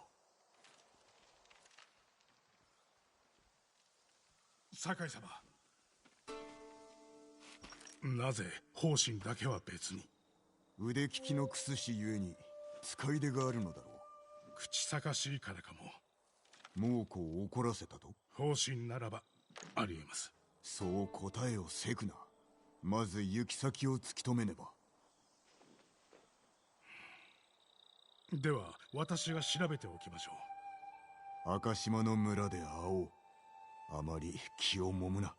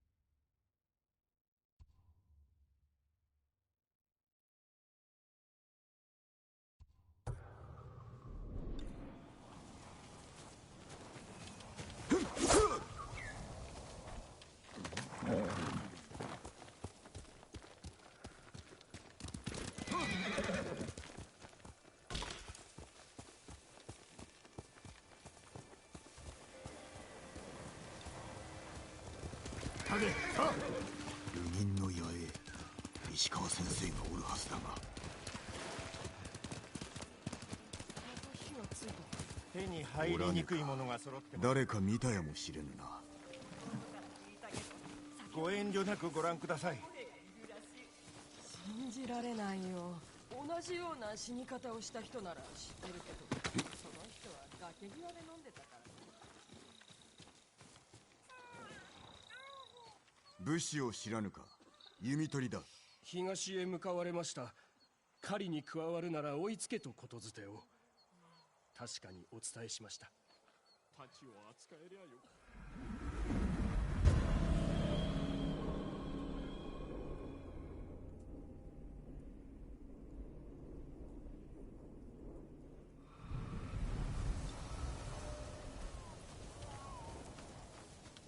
猛虎のやつら石碑には傷一つつけてないんだな。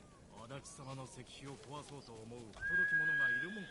対馬にはいないだろうけど、猛虎は誰か知らない。対馬の外でも知られてるかもしれない。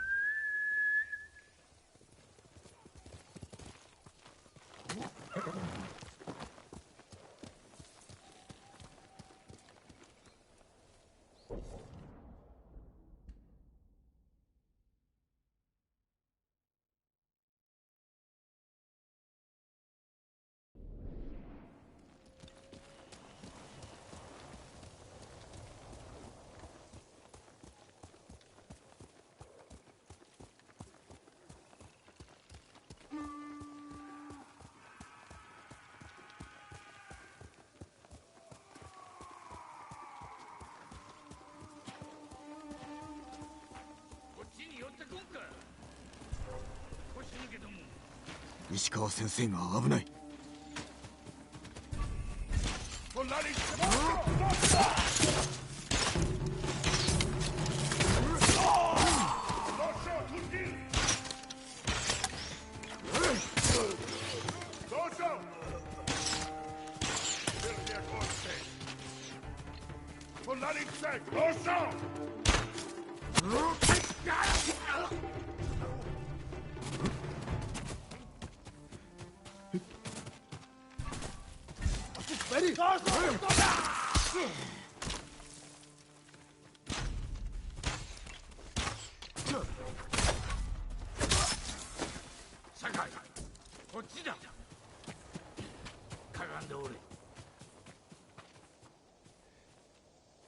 その怪我、かすり傷よ。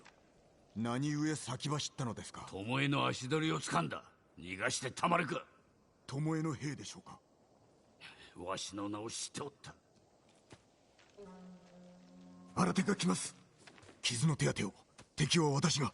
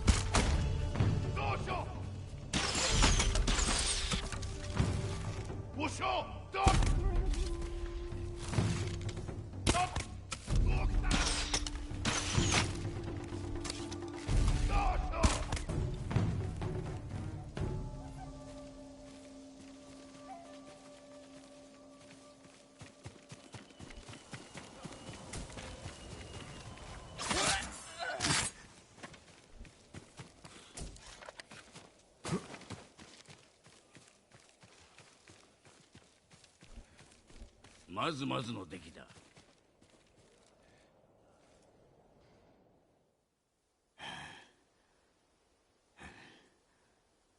あなたが囲まれるとは。巴の教えが良いのだ。訳は他にありましょう。思い当たる節が申せ。巴に執着し、周りが一切見えておらぬからでは。わしとて過ちは犯す。相手が巴ゆえ心を乱される。先を急ぐぞ。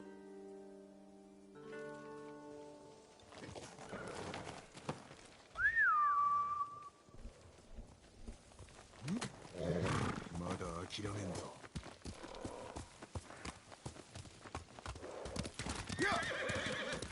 どのような野営です？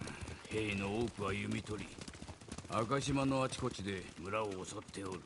巴がその指揮を。あやつは我らを下すための手のいい道具よ。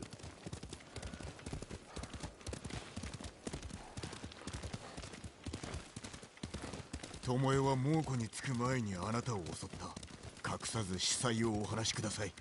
あやつは賊の一味に加担したのだ。金のためにな。それが何だとおっしゃるのです？まあ聞け。お主ならばその賊を生かしておくか。あなたが先に襲ったのですね。そこらの賊と同じように処したまで。弟子だというのにひいきするわけにはいかんからな。まず長尾博則、次は巴。お主はわしを裏切るでないぞ。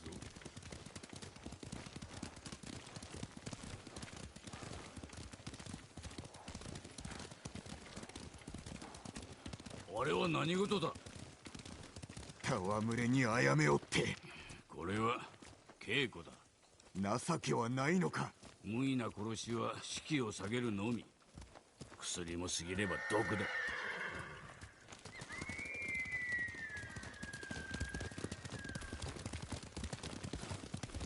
巴は弟子入りを志す前は何をしておったのですか？あやつの母はお麦の商人の娘。父親は知らぬ。なぜ聞く？殺しは一日でならぬもの。たとえ弓の才があろうと。人殺しの血が流れておるということだ。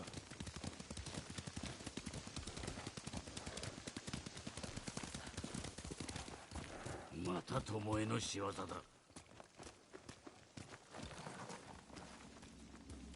赤島の民は家畜だとでも思っておるのか？あやつらは血に飢えておるのだろう。刃を磨くは人殺し、武士は心を磨かねばな。あなたは刃ではなく弓を磨いた。弓の腕のみ。殺すためではない。どこに才があると？弓の弦は傷ついたものを蔵に固定させ、矢尻は小刀の代わりに肉を切れる。つまり弓は刃にあらずと。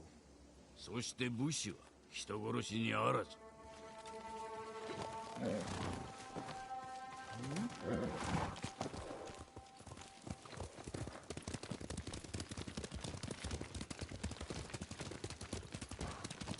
巴が抗えば殺さねばなりません。どうかお覚悟を。弟子の戸川、死も負わねばなるまい。わしが切ろう。しかしあえて人殺しに育てたわけではないでしょう。弟子に取った時、あやつの闇を見抜けんかった。だからこそ恐ろしいのですね。煩わしいだけだ。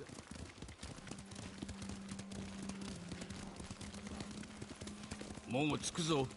中山砦を思い出せ。敵陣を調べ短所を見極め策を練る。上出来だ。見るは二度、いるは一度。ここから歩こう。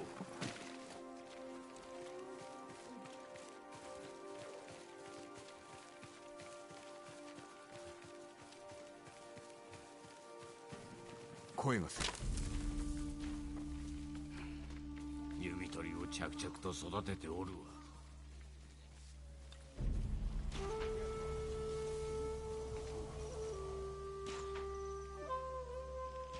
あれは猛虎流の剣術。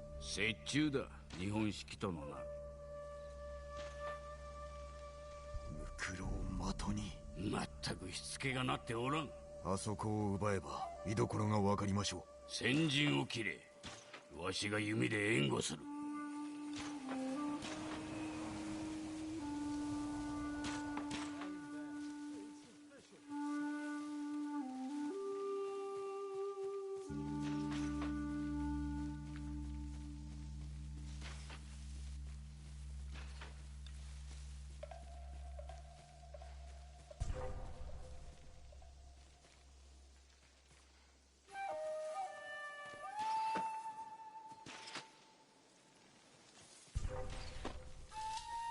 하고,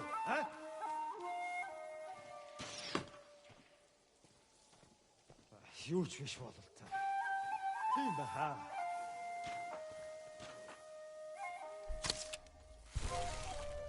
Чи харгу, нэг хүн сүнтэй.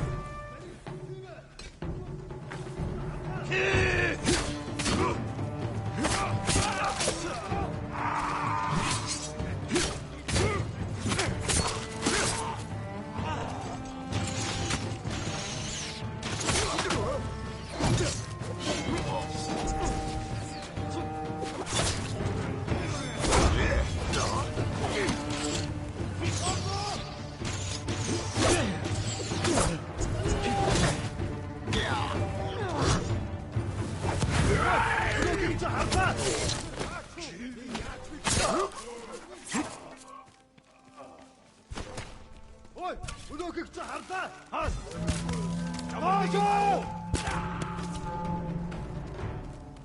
Уцаа, ямар тааш бэлэн байгаарай. Ой! 武士らしくなったものよ。金田の木でも見事だったぞ。思いがおらん。確かですか。調べましょう。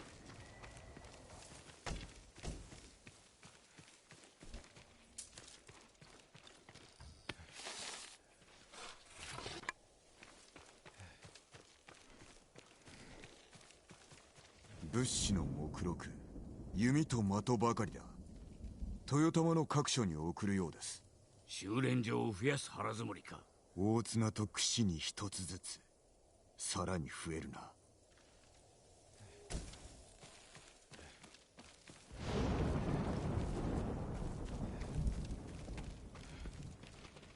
文だ。日本語です。なんとある。大藩に謹んで申し上げます。この年の終わりまでに持てる技すべてを旧兵にお教えいたします。その暁には石川と酒井の首を届けましょう。巴だな。わしの教えは西方に帰した。ご決断を。止める術はただ一つ。言われずとも分かっておる。ならば証明してくだされ。己わしを愚弄するか。巴はこのわしの宝だが、いざとなれば島のため切る覚悟はできておる。それが死の務め。先の目録、修練場探しの頼りになります。裏切る者を成敗するぞ。酒井、お主は太刀の腕も器量も備えておる。だが二度とわしを侮るでないぞ。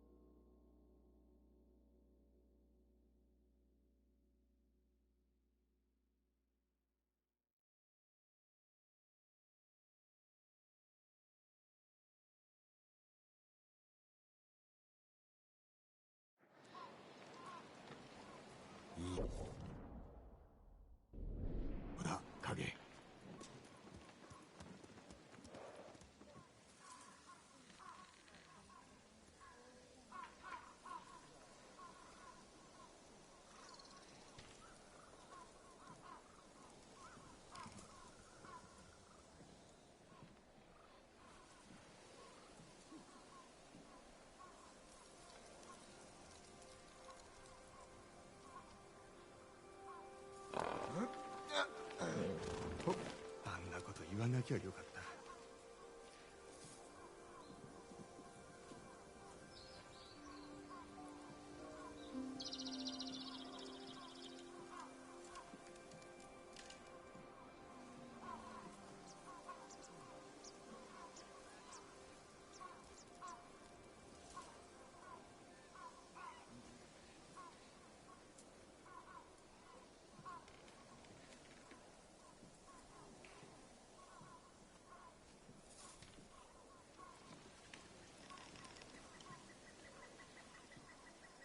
俺が強ければやり返してやるのに。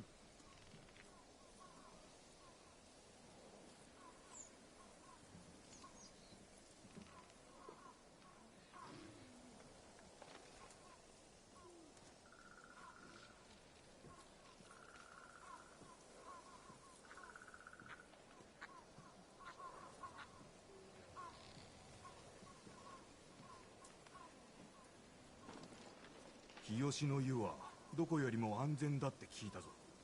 もしかして猛虎は熱い湯が嫌いなのかね。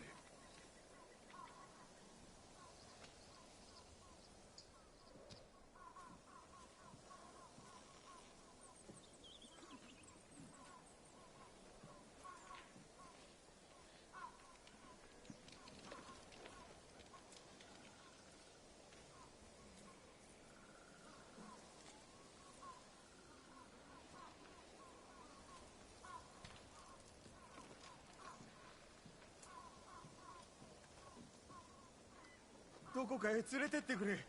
どこでもいいから。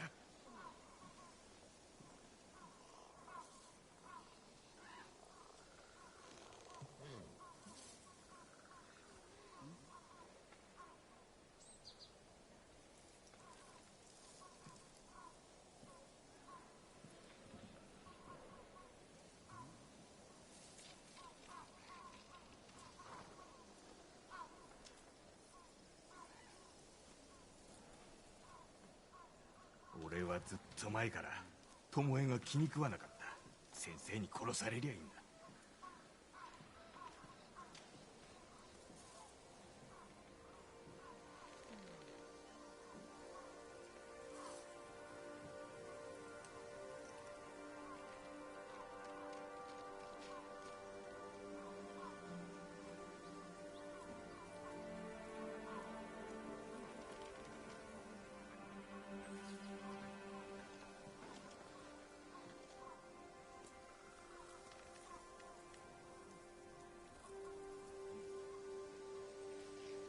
志村様が兵を集めている。今回こそ猛虎に勝つはずだ。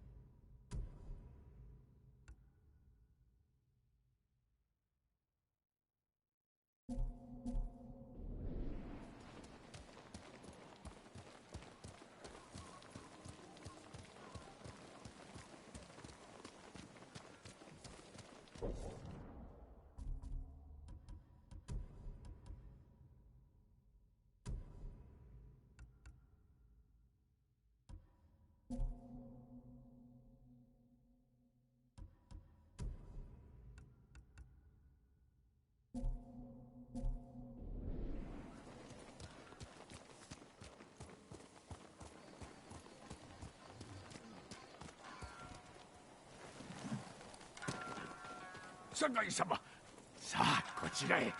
ご作の伝承を語りましょう。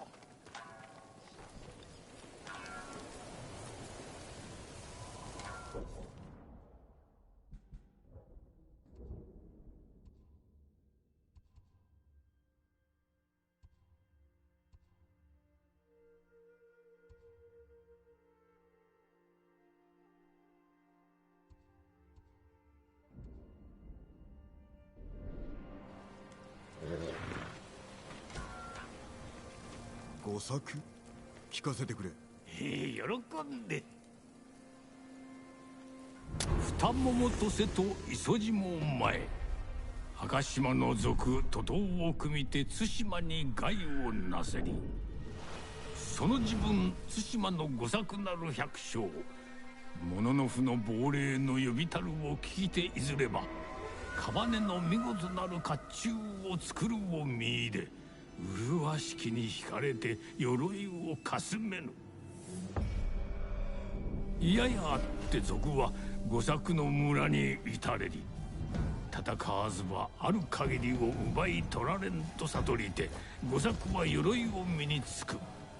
賊の打ちかかりてきたるに御作恐れて手が震え、死なんと思う時、賊の剣を鎧がはじき、御作はたじろぐこともなし。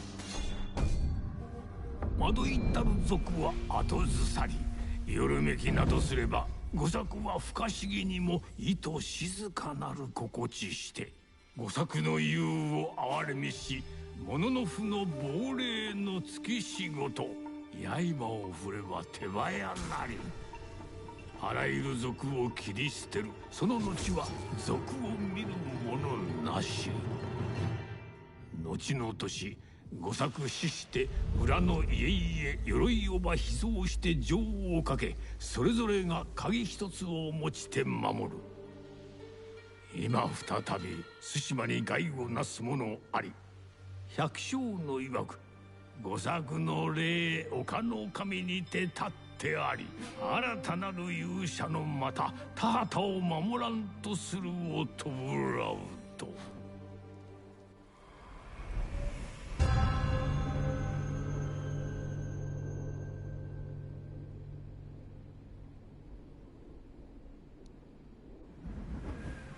鎧は隠されたままか。ですが猛虎が動いております。里を襲っては鍵を求めているとか。どの集落に鍵があるのだ。葵、飯島、久田、小清水、お浜、八幡です。鍵さえあれば赤島の丘の上で鎧を得られると言います。猛虎に渡すわけにはいかぬな。その通りでございます。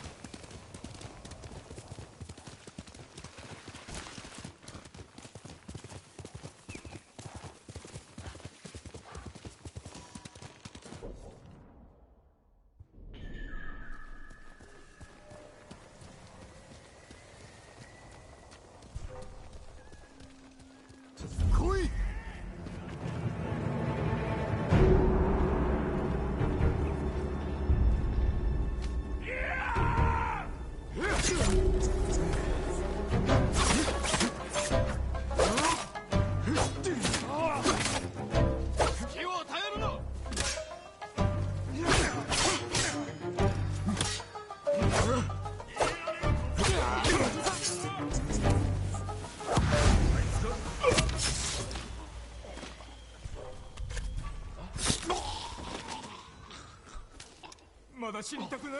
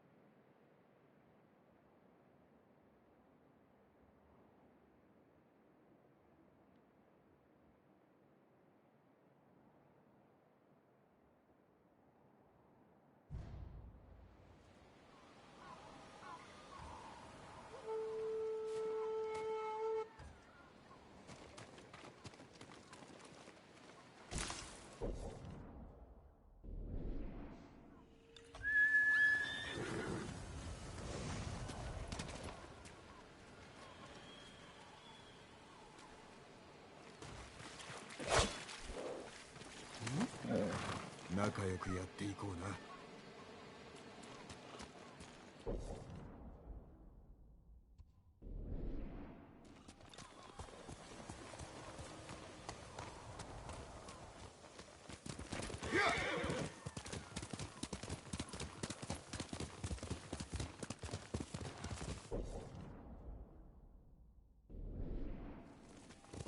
かけろ、影。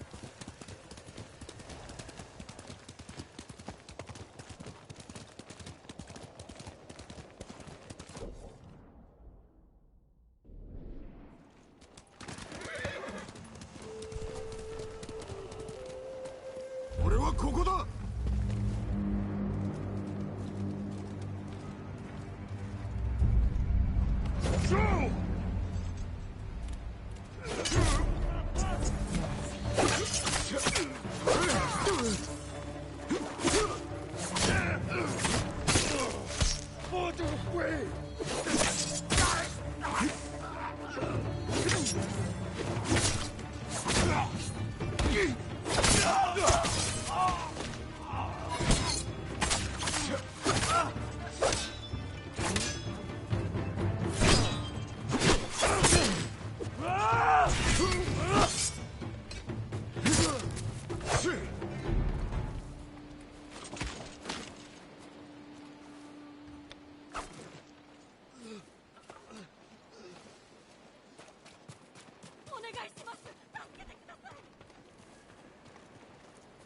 動くな。おかげで助かりました。安全なところへ。抜かれでないぞ。どうぞこちらをお受け取りください。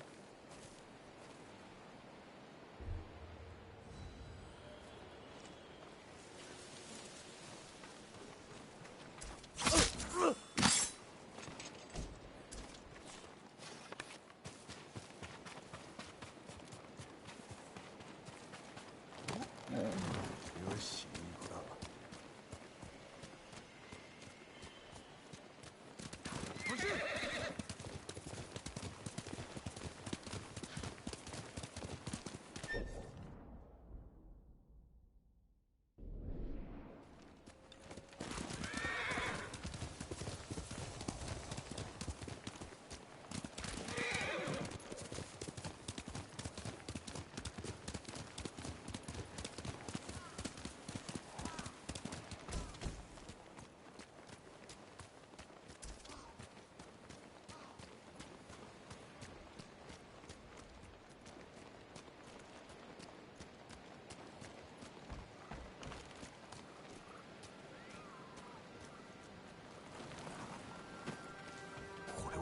門戸の小屋。この染め、猛虎のものなのか。民が枷をはめられておる。舌を噛みちぎったのか。血だまりだ。何に耐えておった。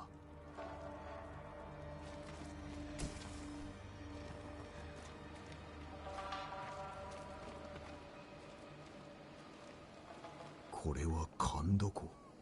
猛虎の儀式だろうか。侍！大高様が呼んでる。サラーンボルガンジャラーンボルガンジャラーンボルガンジャラーン。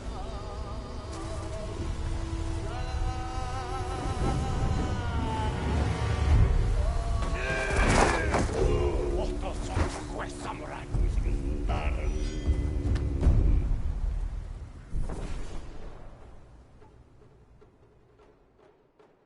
あの強で仲間を鼓舞しておる。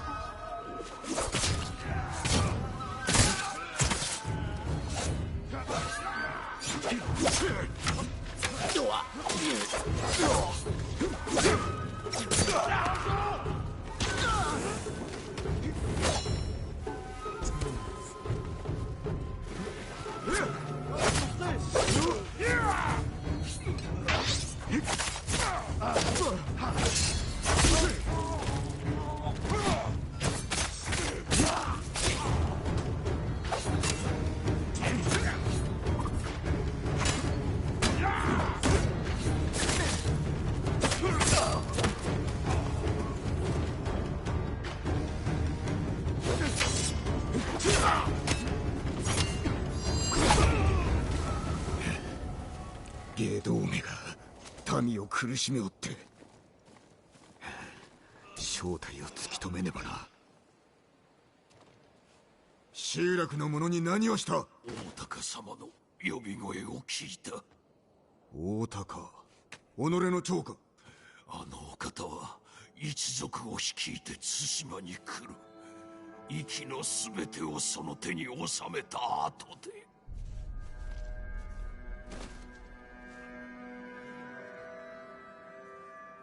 こやつらあの息から。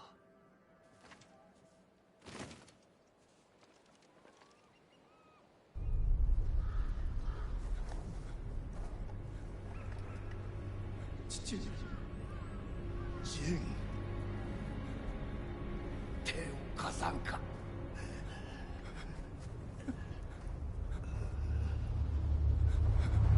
お前は死ぬのが衆生のためだ。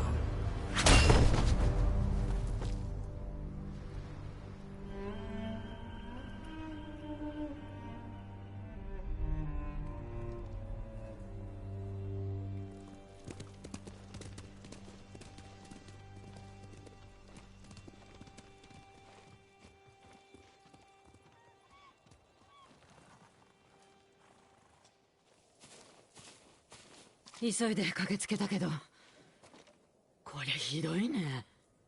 病のようだが、果たして治るのかどうか。何があったの。わからん。見慣れぬ猛虎兵だった。こやつらの長は大高。対馬を攻めるつもりだ。心を蝕む病だろ。もし島中に広がったら。そうはさせん。大高を探すの。蒙古兵によると壱岐におるとか。海賊と罪人の島だ。侍は憎まれてる。そうだ。かつて父上が治めようとしたが、あの地で会えなくも。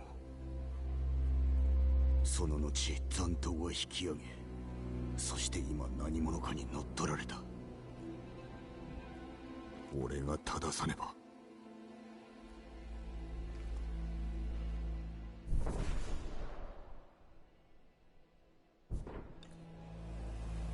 船が待ってる。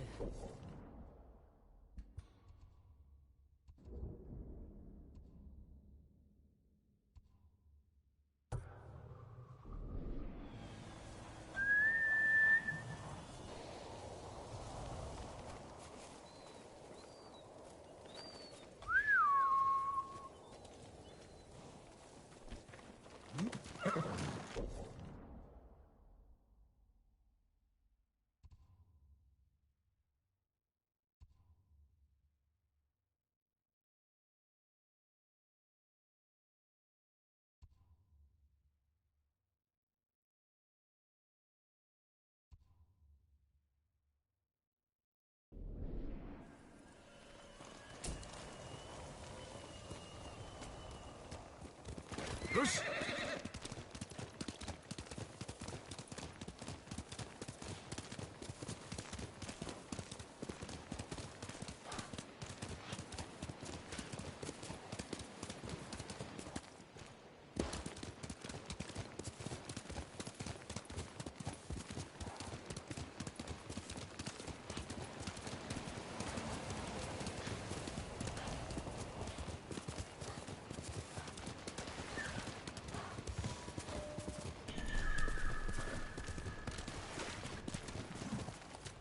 待っておったぞ、堺人。行け、わっぱ。裏切り者のすげがさし、死であがなうがよい。侍なぞ本物の武人とは言えぬ。我らが武勲を抜け抜けと盗む野党も同然。覚悟しろ。かかってこい。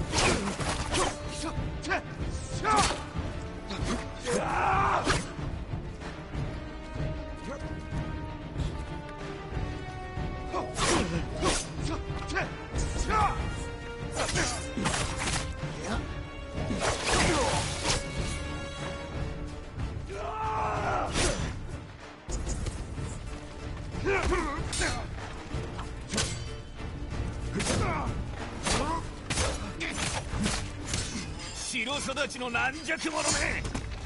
所詮この程度か。息を切らしておるぞ。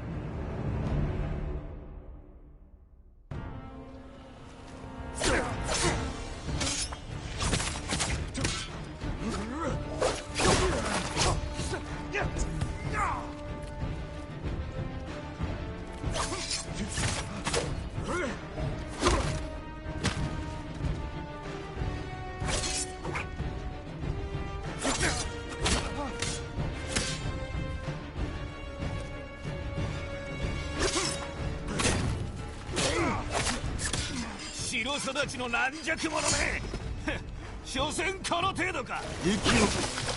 息を切らしておるぞ。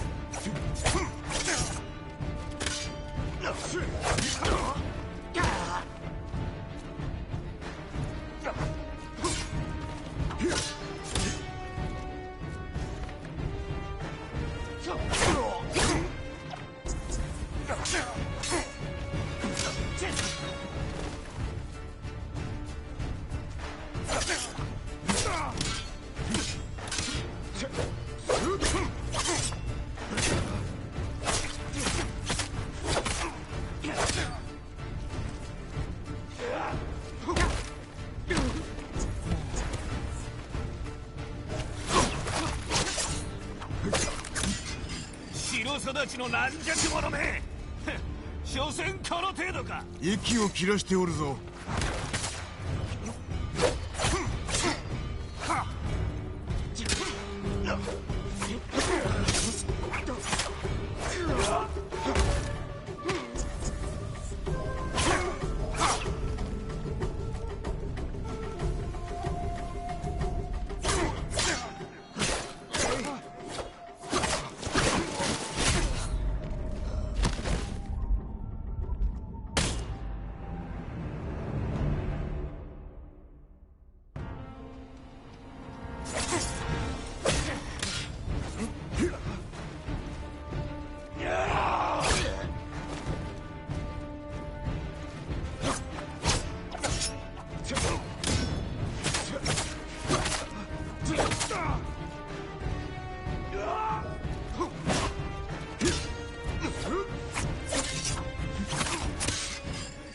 育ちの軟弱者め所詮この程度か。息を切らしておるぞ。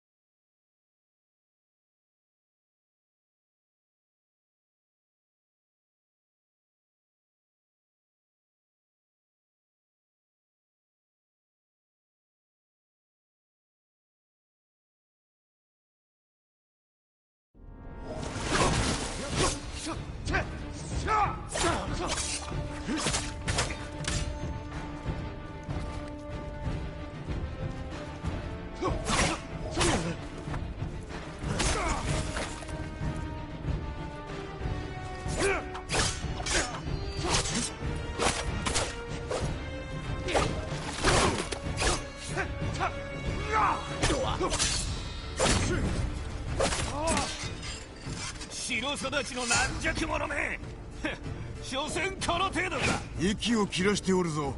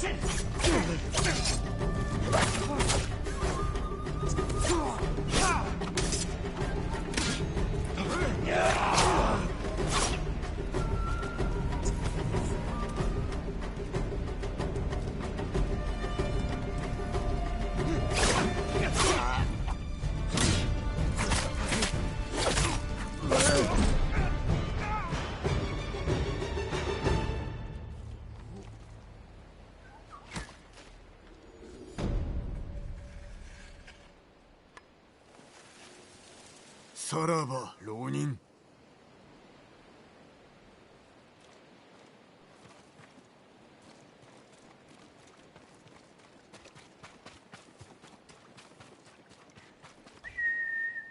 ここへ。これからも頼むぞ。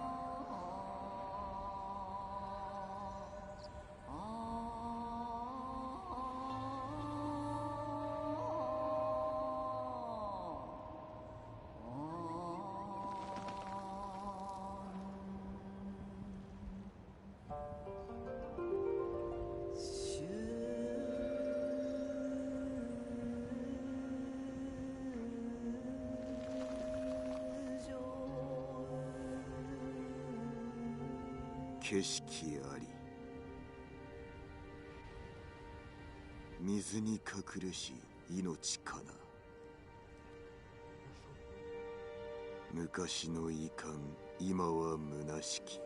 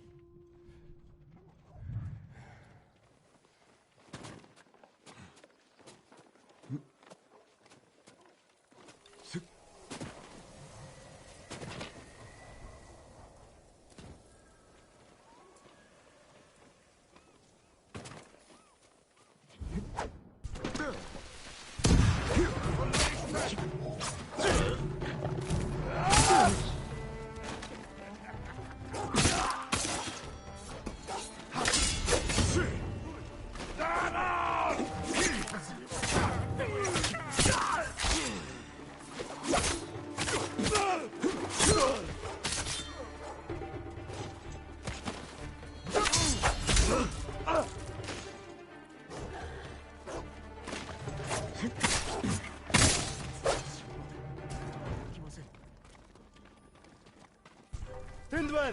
Go!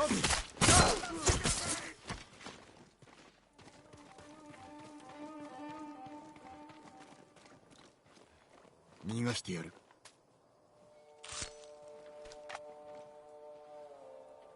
このことは生涯忘れません。道中気をつけよ。清の湯はどこよりも安全だって聞いたぞ。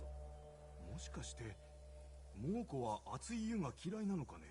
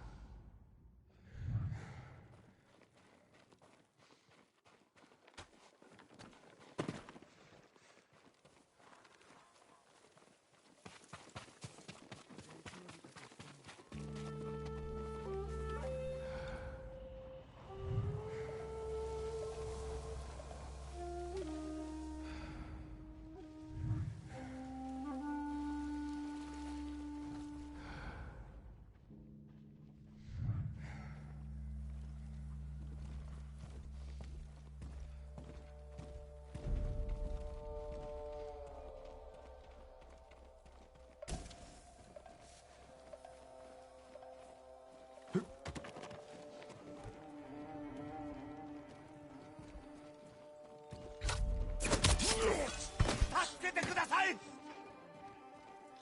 待たせてしまったな。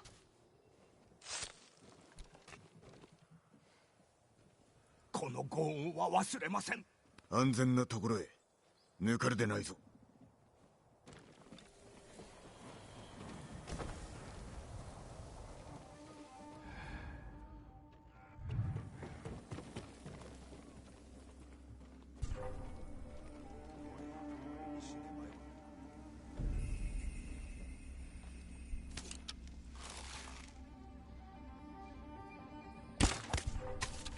Comment perdue?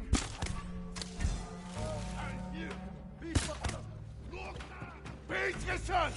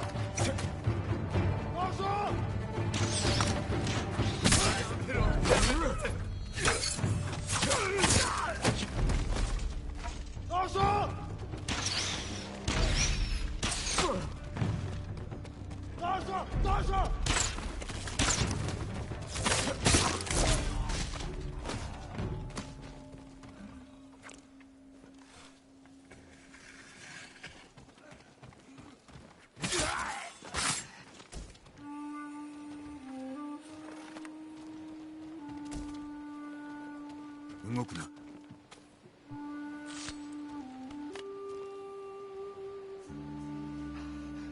やっと自由だ。もう安全だ。アワなんて嫌いだったんだけどな。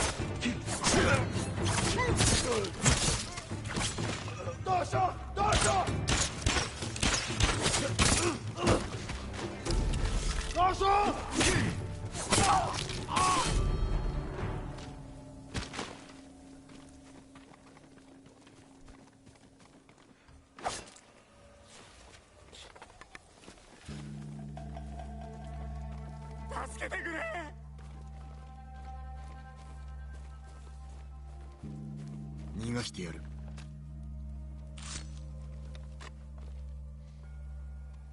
吾作様のような強さだ。お礼の印にこの鍵をお持ちください。島を守るため使わせてもらおう。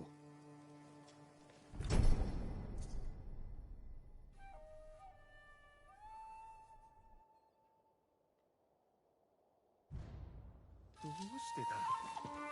なぜ対馬に。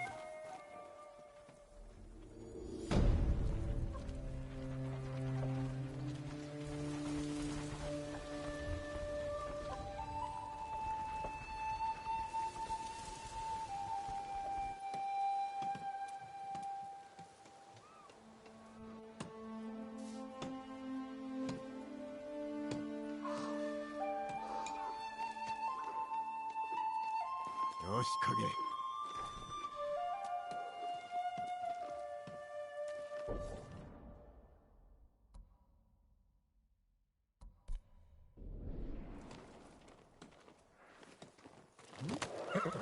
いつかお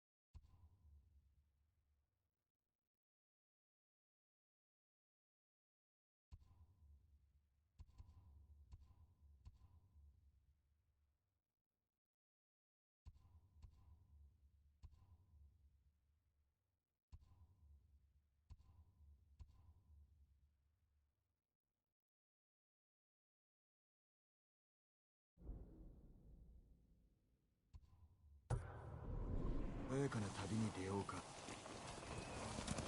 よし。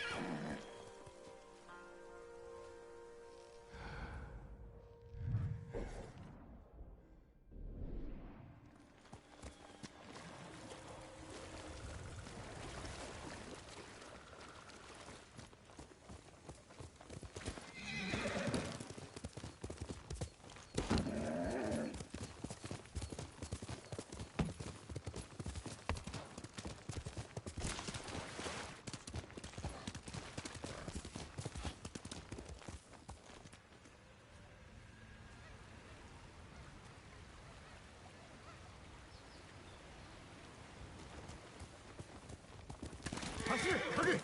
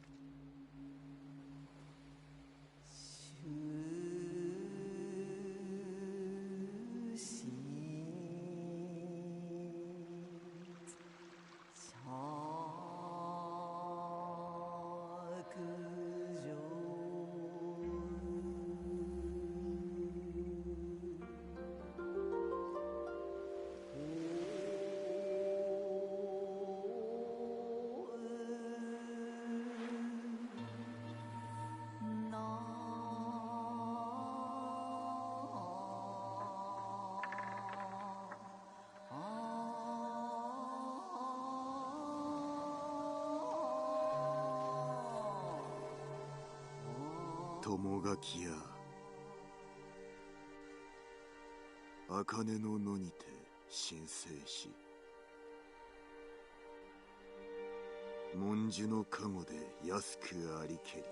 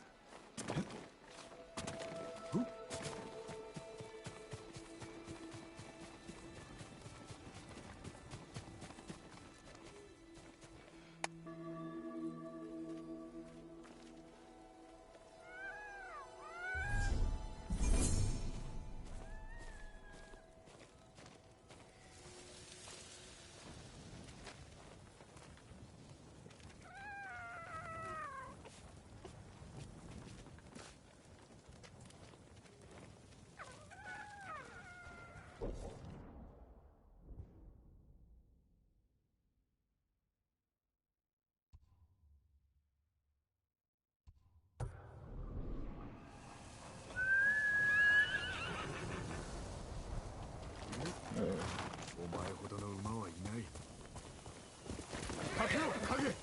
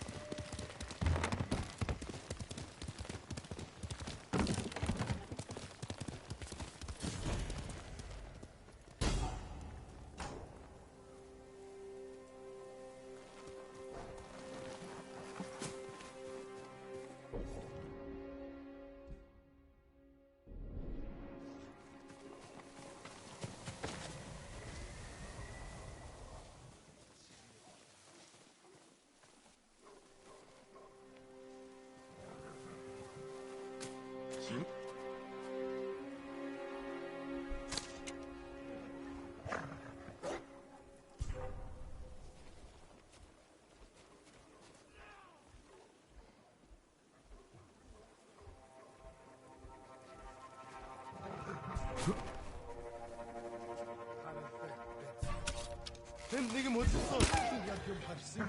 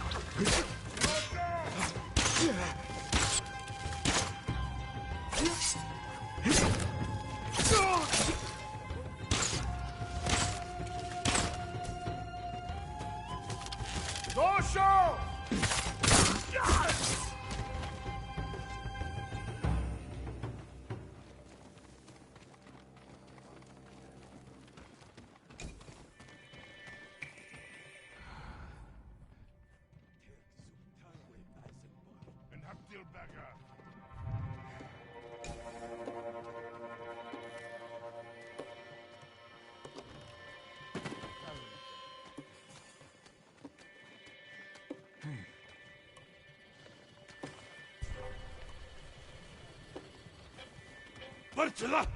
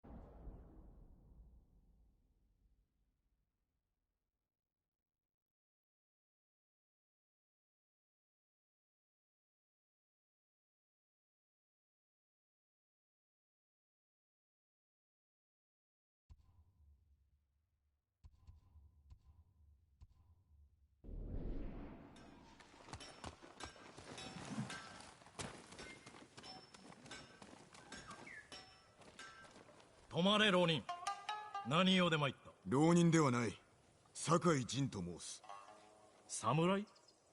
ならば御前に会われよ。うむぎ谷の佐藤佐だ。さあこちら参りましょう。まず御前にご挨拶。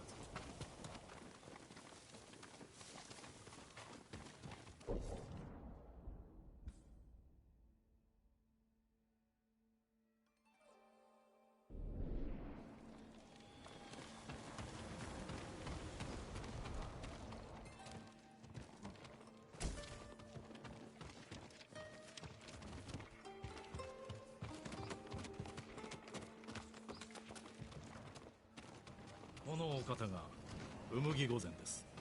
うむぎ谷へようこそ。猛虎に知られておらぬようですな。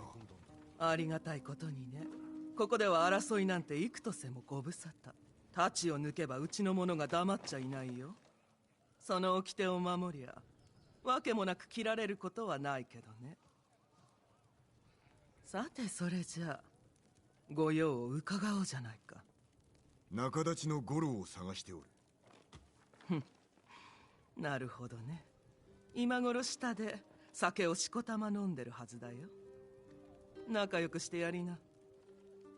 礼を言う。また会いたいもんだね。あんたとは助け合えそうだ。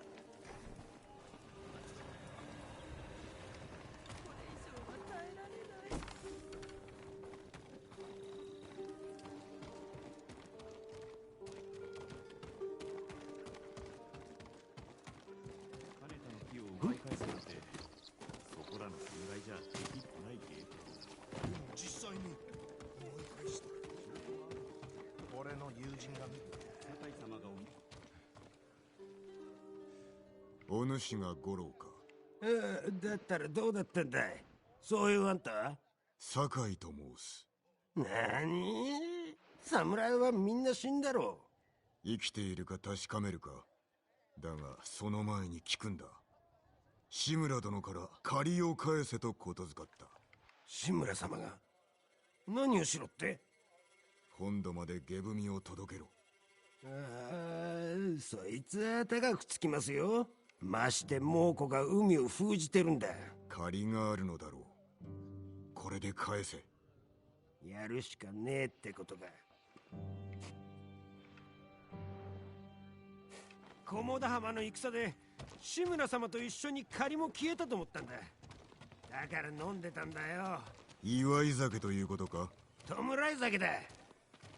俺らなんかを守るために大勢が死んだんだからな。だろ？そう思うのなら覚悟を決めて戦いに手を貸せ。だけど戦える侍がいないだろう。加勢は得られる。お主が下踏みを届ければな。俺んちはここだ。入りな。猛虎の囲みはやすやすと抜けられねえだろうな。文はあんたが持ってるのか？ご当人だ。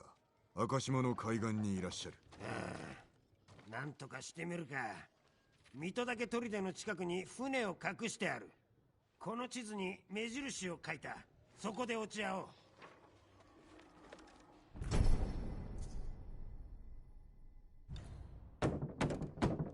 ゴロ開けろ。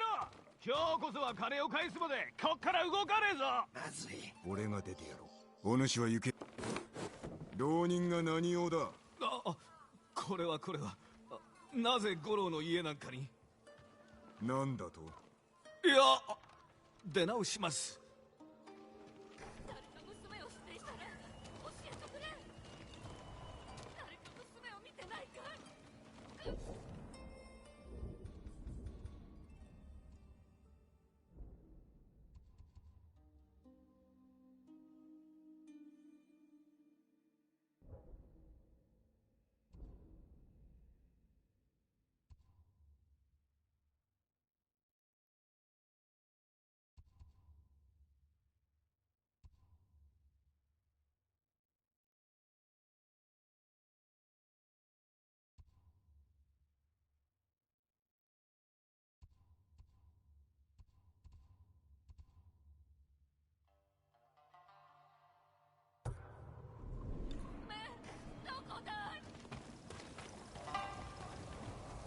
侍様、お助けください。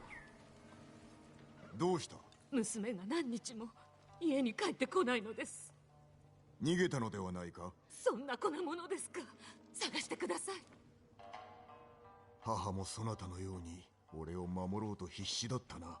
この辛さわかるでしょう。最後に見た場所は道場です。私が先に帰ってあの子も戻るはずが、そのまま行方知れずに。探してみよう。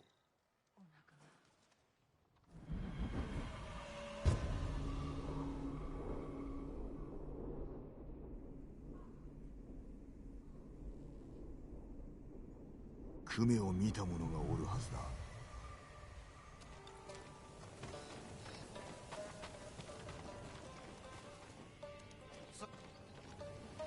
クメという娘を探しておる。女、男、鶏、何でも揃ってる。銭を払ってクメと呼べばいいじゃないか。知れ者め。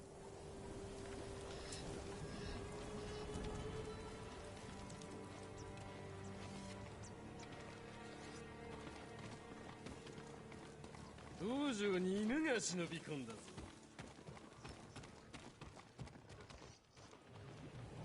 クメという娘を知っておるか？秋人の娘か？ああ、知ってるよ。でも何日も見てないな。心当たりは？悪いが知らないね。そうだろ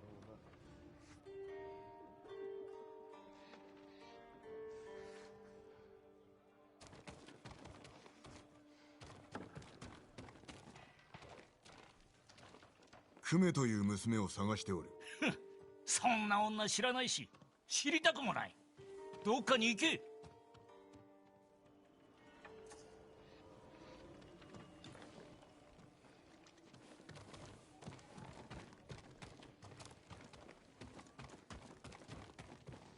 もしお侍、こちらへ。その娘を知っております。まことか？はい。ですがここでは。ついてきて。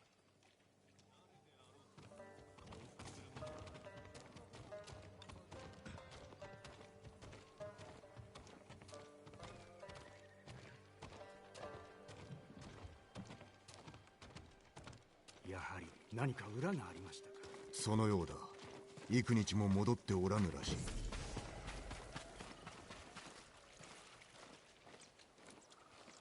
ここでならお話できます。クメとは馴染みで、最後に見たのは仕事の仲立ちと出て行った姿です。仕事とは何だ？宿の下女です。母親のために金を稼ぎたいとか固く口止めさせられていたのですが。宿はどこだ？街道の先の沼中です。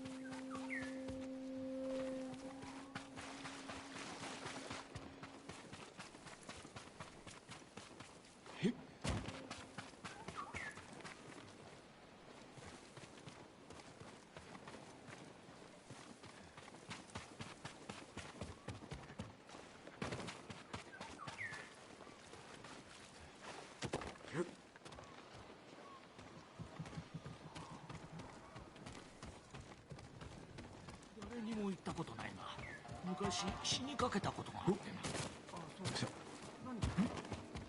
らずに走るしかない。クノート様が技の裏に入った。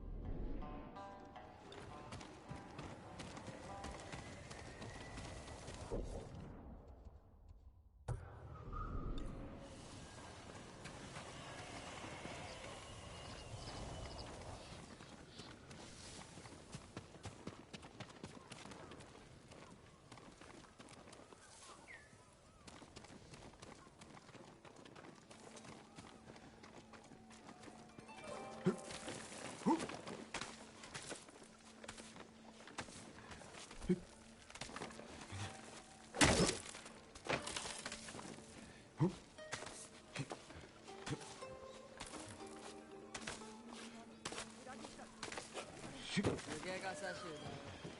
仲間じゃない。奴らは毎日飯を食う。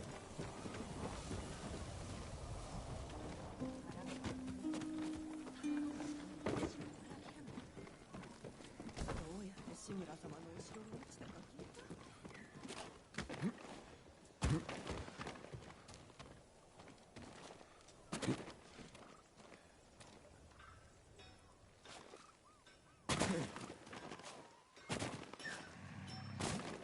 検事、何をしておる？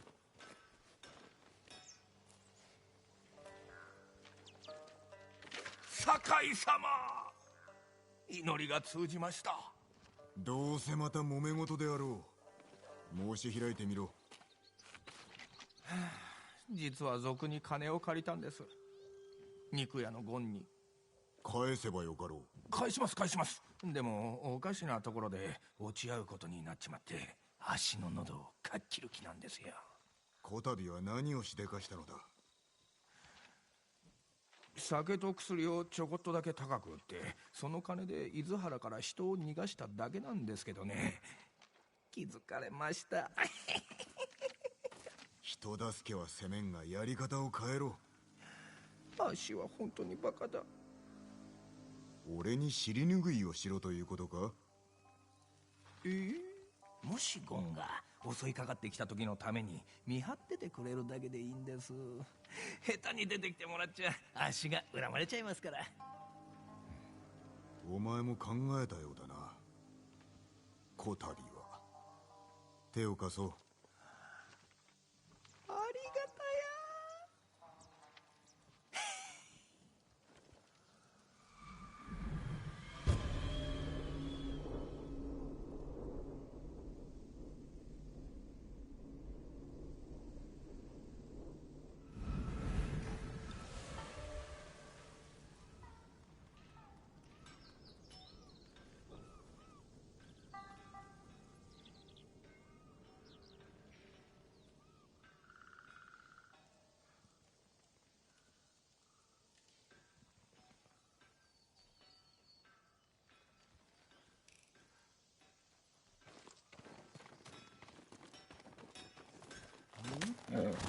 よし、いい子だ。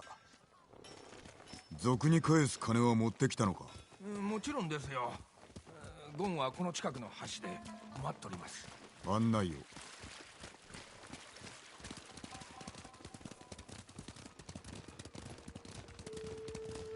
揉め事は毎度のことですが、体がブルッと震えてきました。震えを収めたいか？嘘をつかないことだな。最初の嘘は咎められなかったもんですから。何度ゴンを騙したのだ？3度。堅実な商いをしろ。それも命がけですよ。最初の品は坊主んとこの酒でしたし。まさか盗んだというのか？もし捕まっても多めに見てくれそうでしょ？知恵を絞ったのだな。そうでしょ？だけどあいつら僧兵でして太刀や薙刀を持ち出してきっとまだ探してますよ。世話しない男だ。そうなんですよ。厄介に巻き込まれてばかりで。身から出た錆というものだ。顧みるべきだな。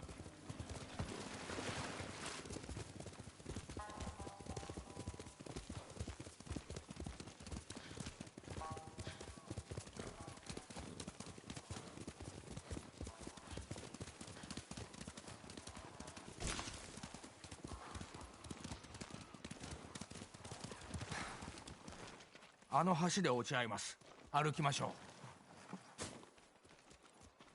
橋へ行け。俺はゴンが見える場所を探す。ではもしもの時のための合言葉を。これどうです？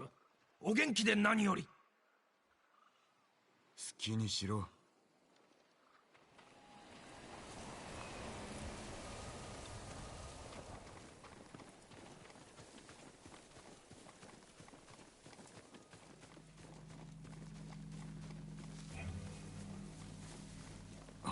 賊だ。罠だったか。騒ぎを起こさずに賢治を守らねば。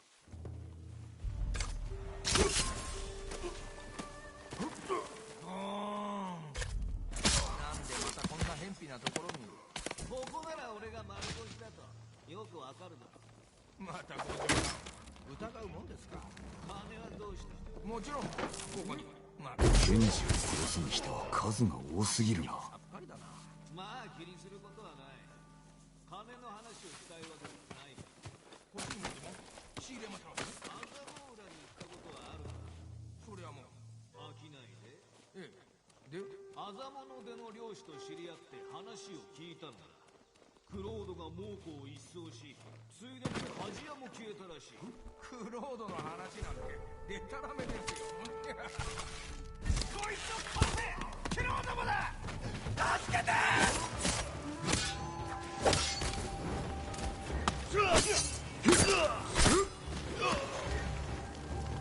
猛虎までおるぞ。死んじゃう！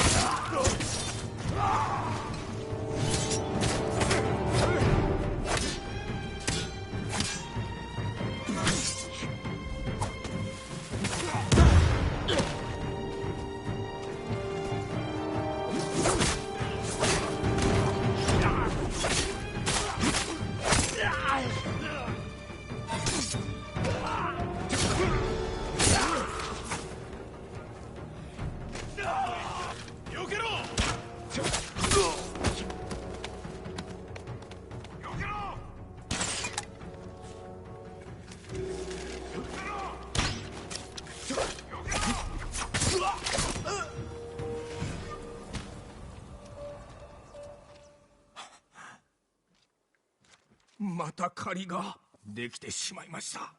いくつ貸せば済む？お返しします。酒ででも蔵ででも。それとも賢治、なぜ千なきことに命を賭すのだ？千ないなんて全ては飯と金と寝床のため。お前は鷹を救った上薬も配っておるではないか。そんな褒めないでくださいよ。お前には才があり、対馬を救うために力を尽くしてくれ。そうします。名誉なくして賢人なし。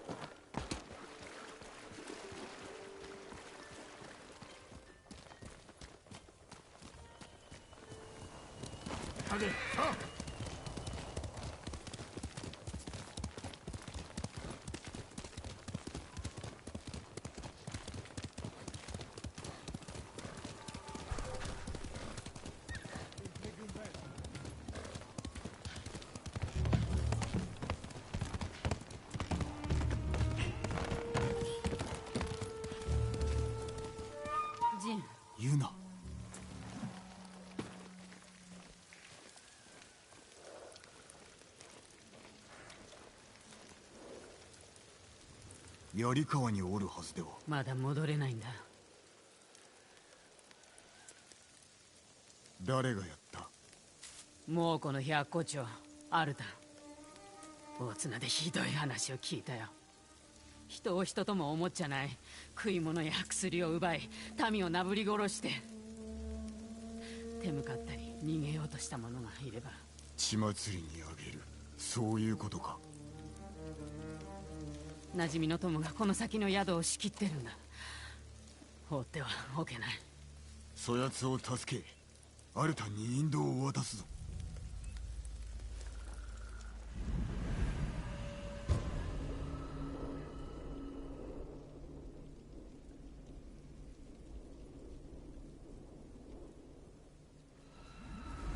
宿はこっちだよ。と元はイチっていう私の古い馴染みさ。生きる術を教えてくれた。戦の後にはあったか？いや、何年も無沙汰さ。まずは物見だ。ここからよく見えそうだ。あの男に中の様子を聞くぞ。早くしないと兵が戻るよ。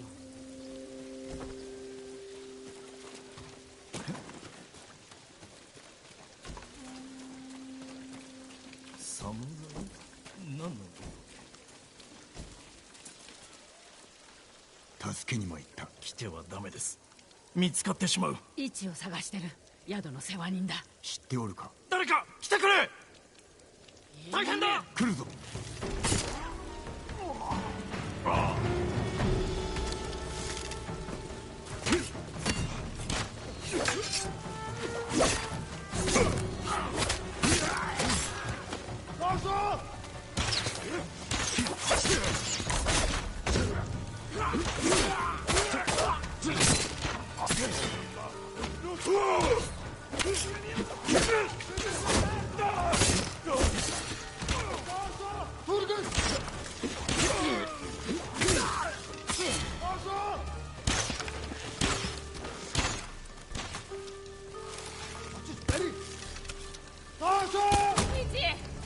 どこにいるんだい？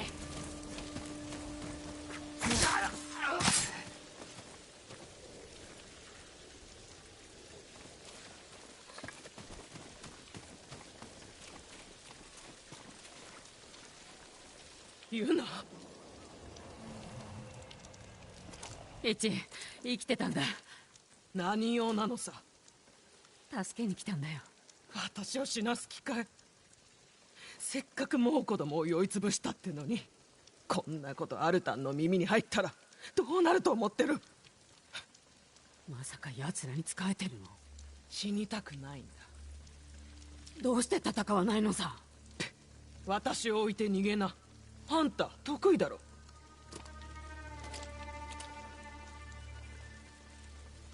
ユナは命がけで来たのだぞ。お侍、悪いことは言わない。あの女を信じちゃダメ。一、アルタンから守ってやる。居場所はわかるか？誰にも知られてないんだ。あいつの手下にさえ。でも撃つ手がないわけじゃない。モーセ。奴の懐刀を探しな。言いなりになってる島の人売りさ。見せしめに殺してやればアルタンが出てくるかもね。人売りだと？ユナに聞きな。よく知ってるよ。お主にどのような遺恨があろうと、ユナの気持ちも汲め。今さら遅すぎるよ。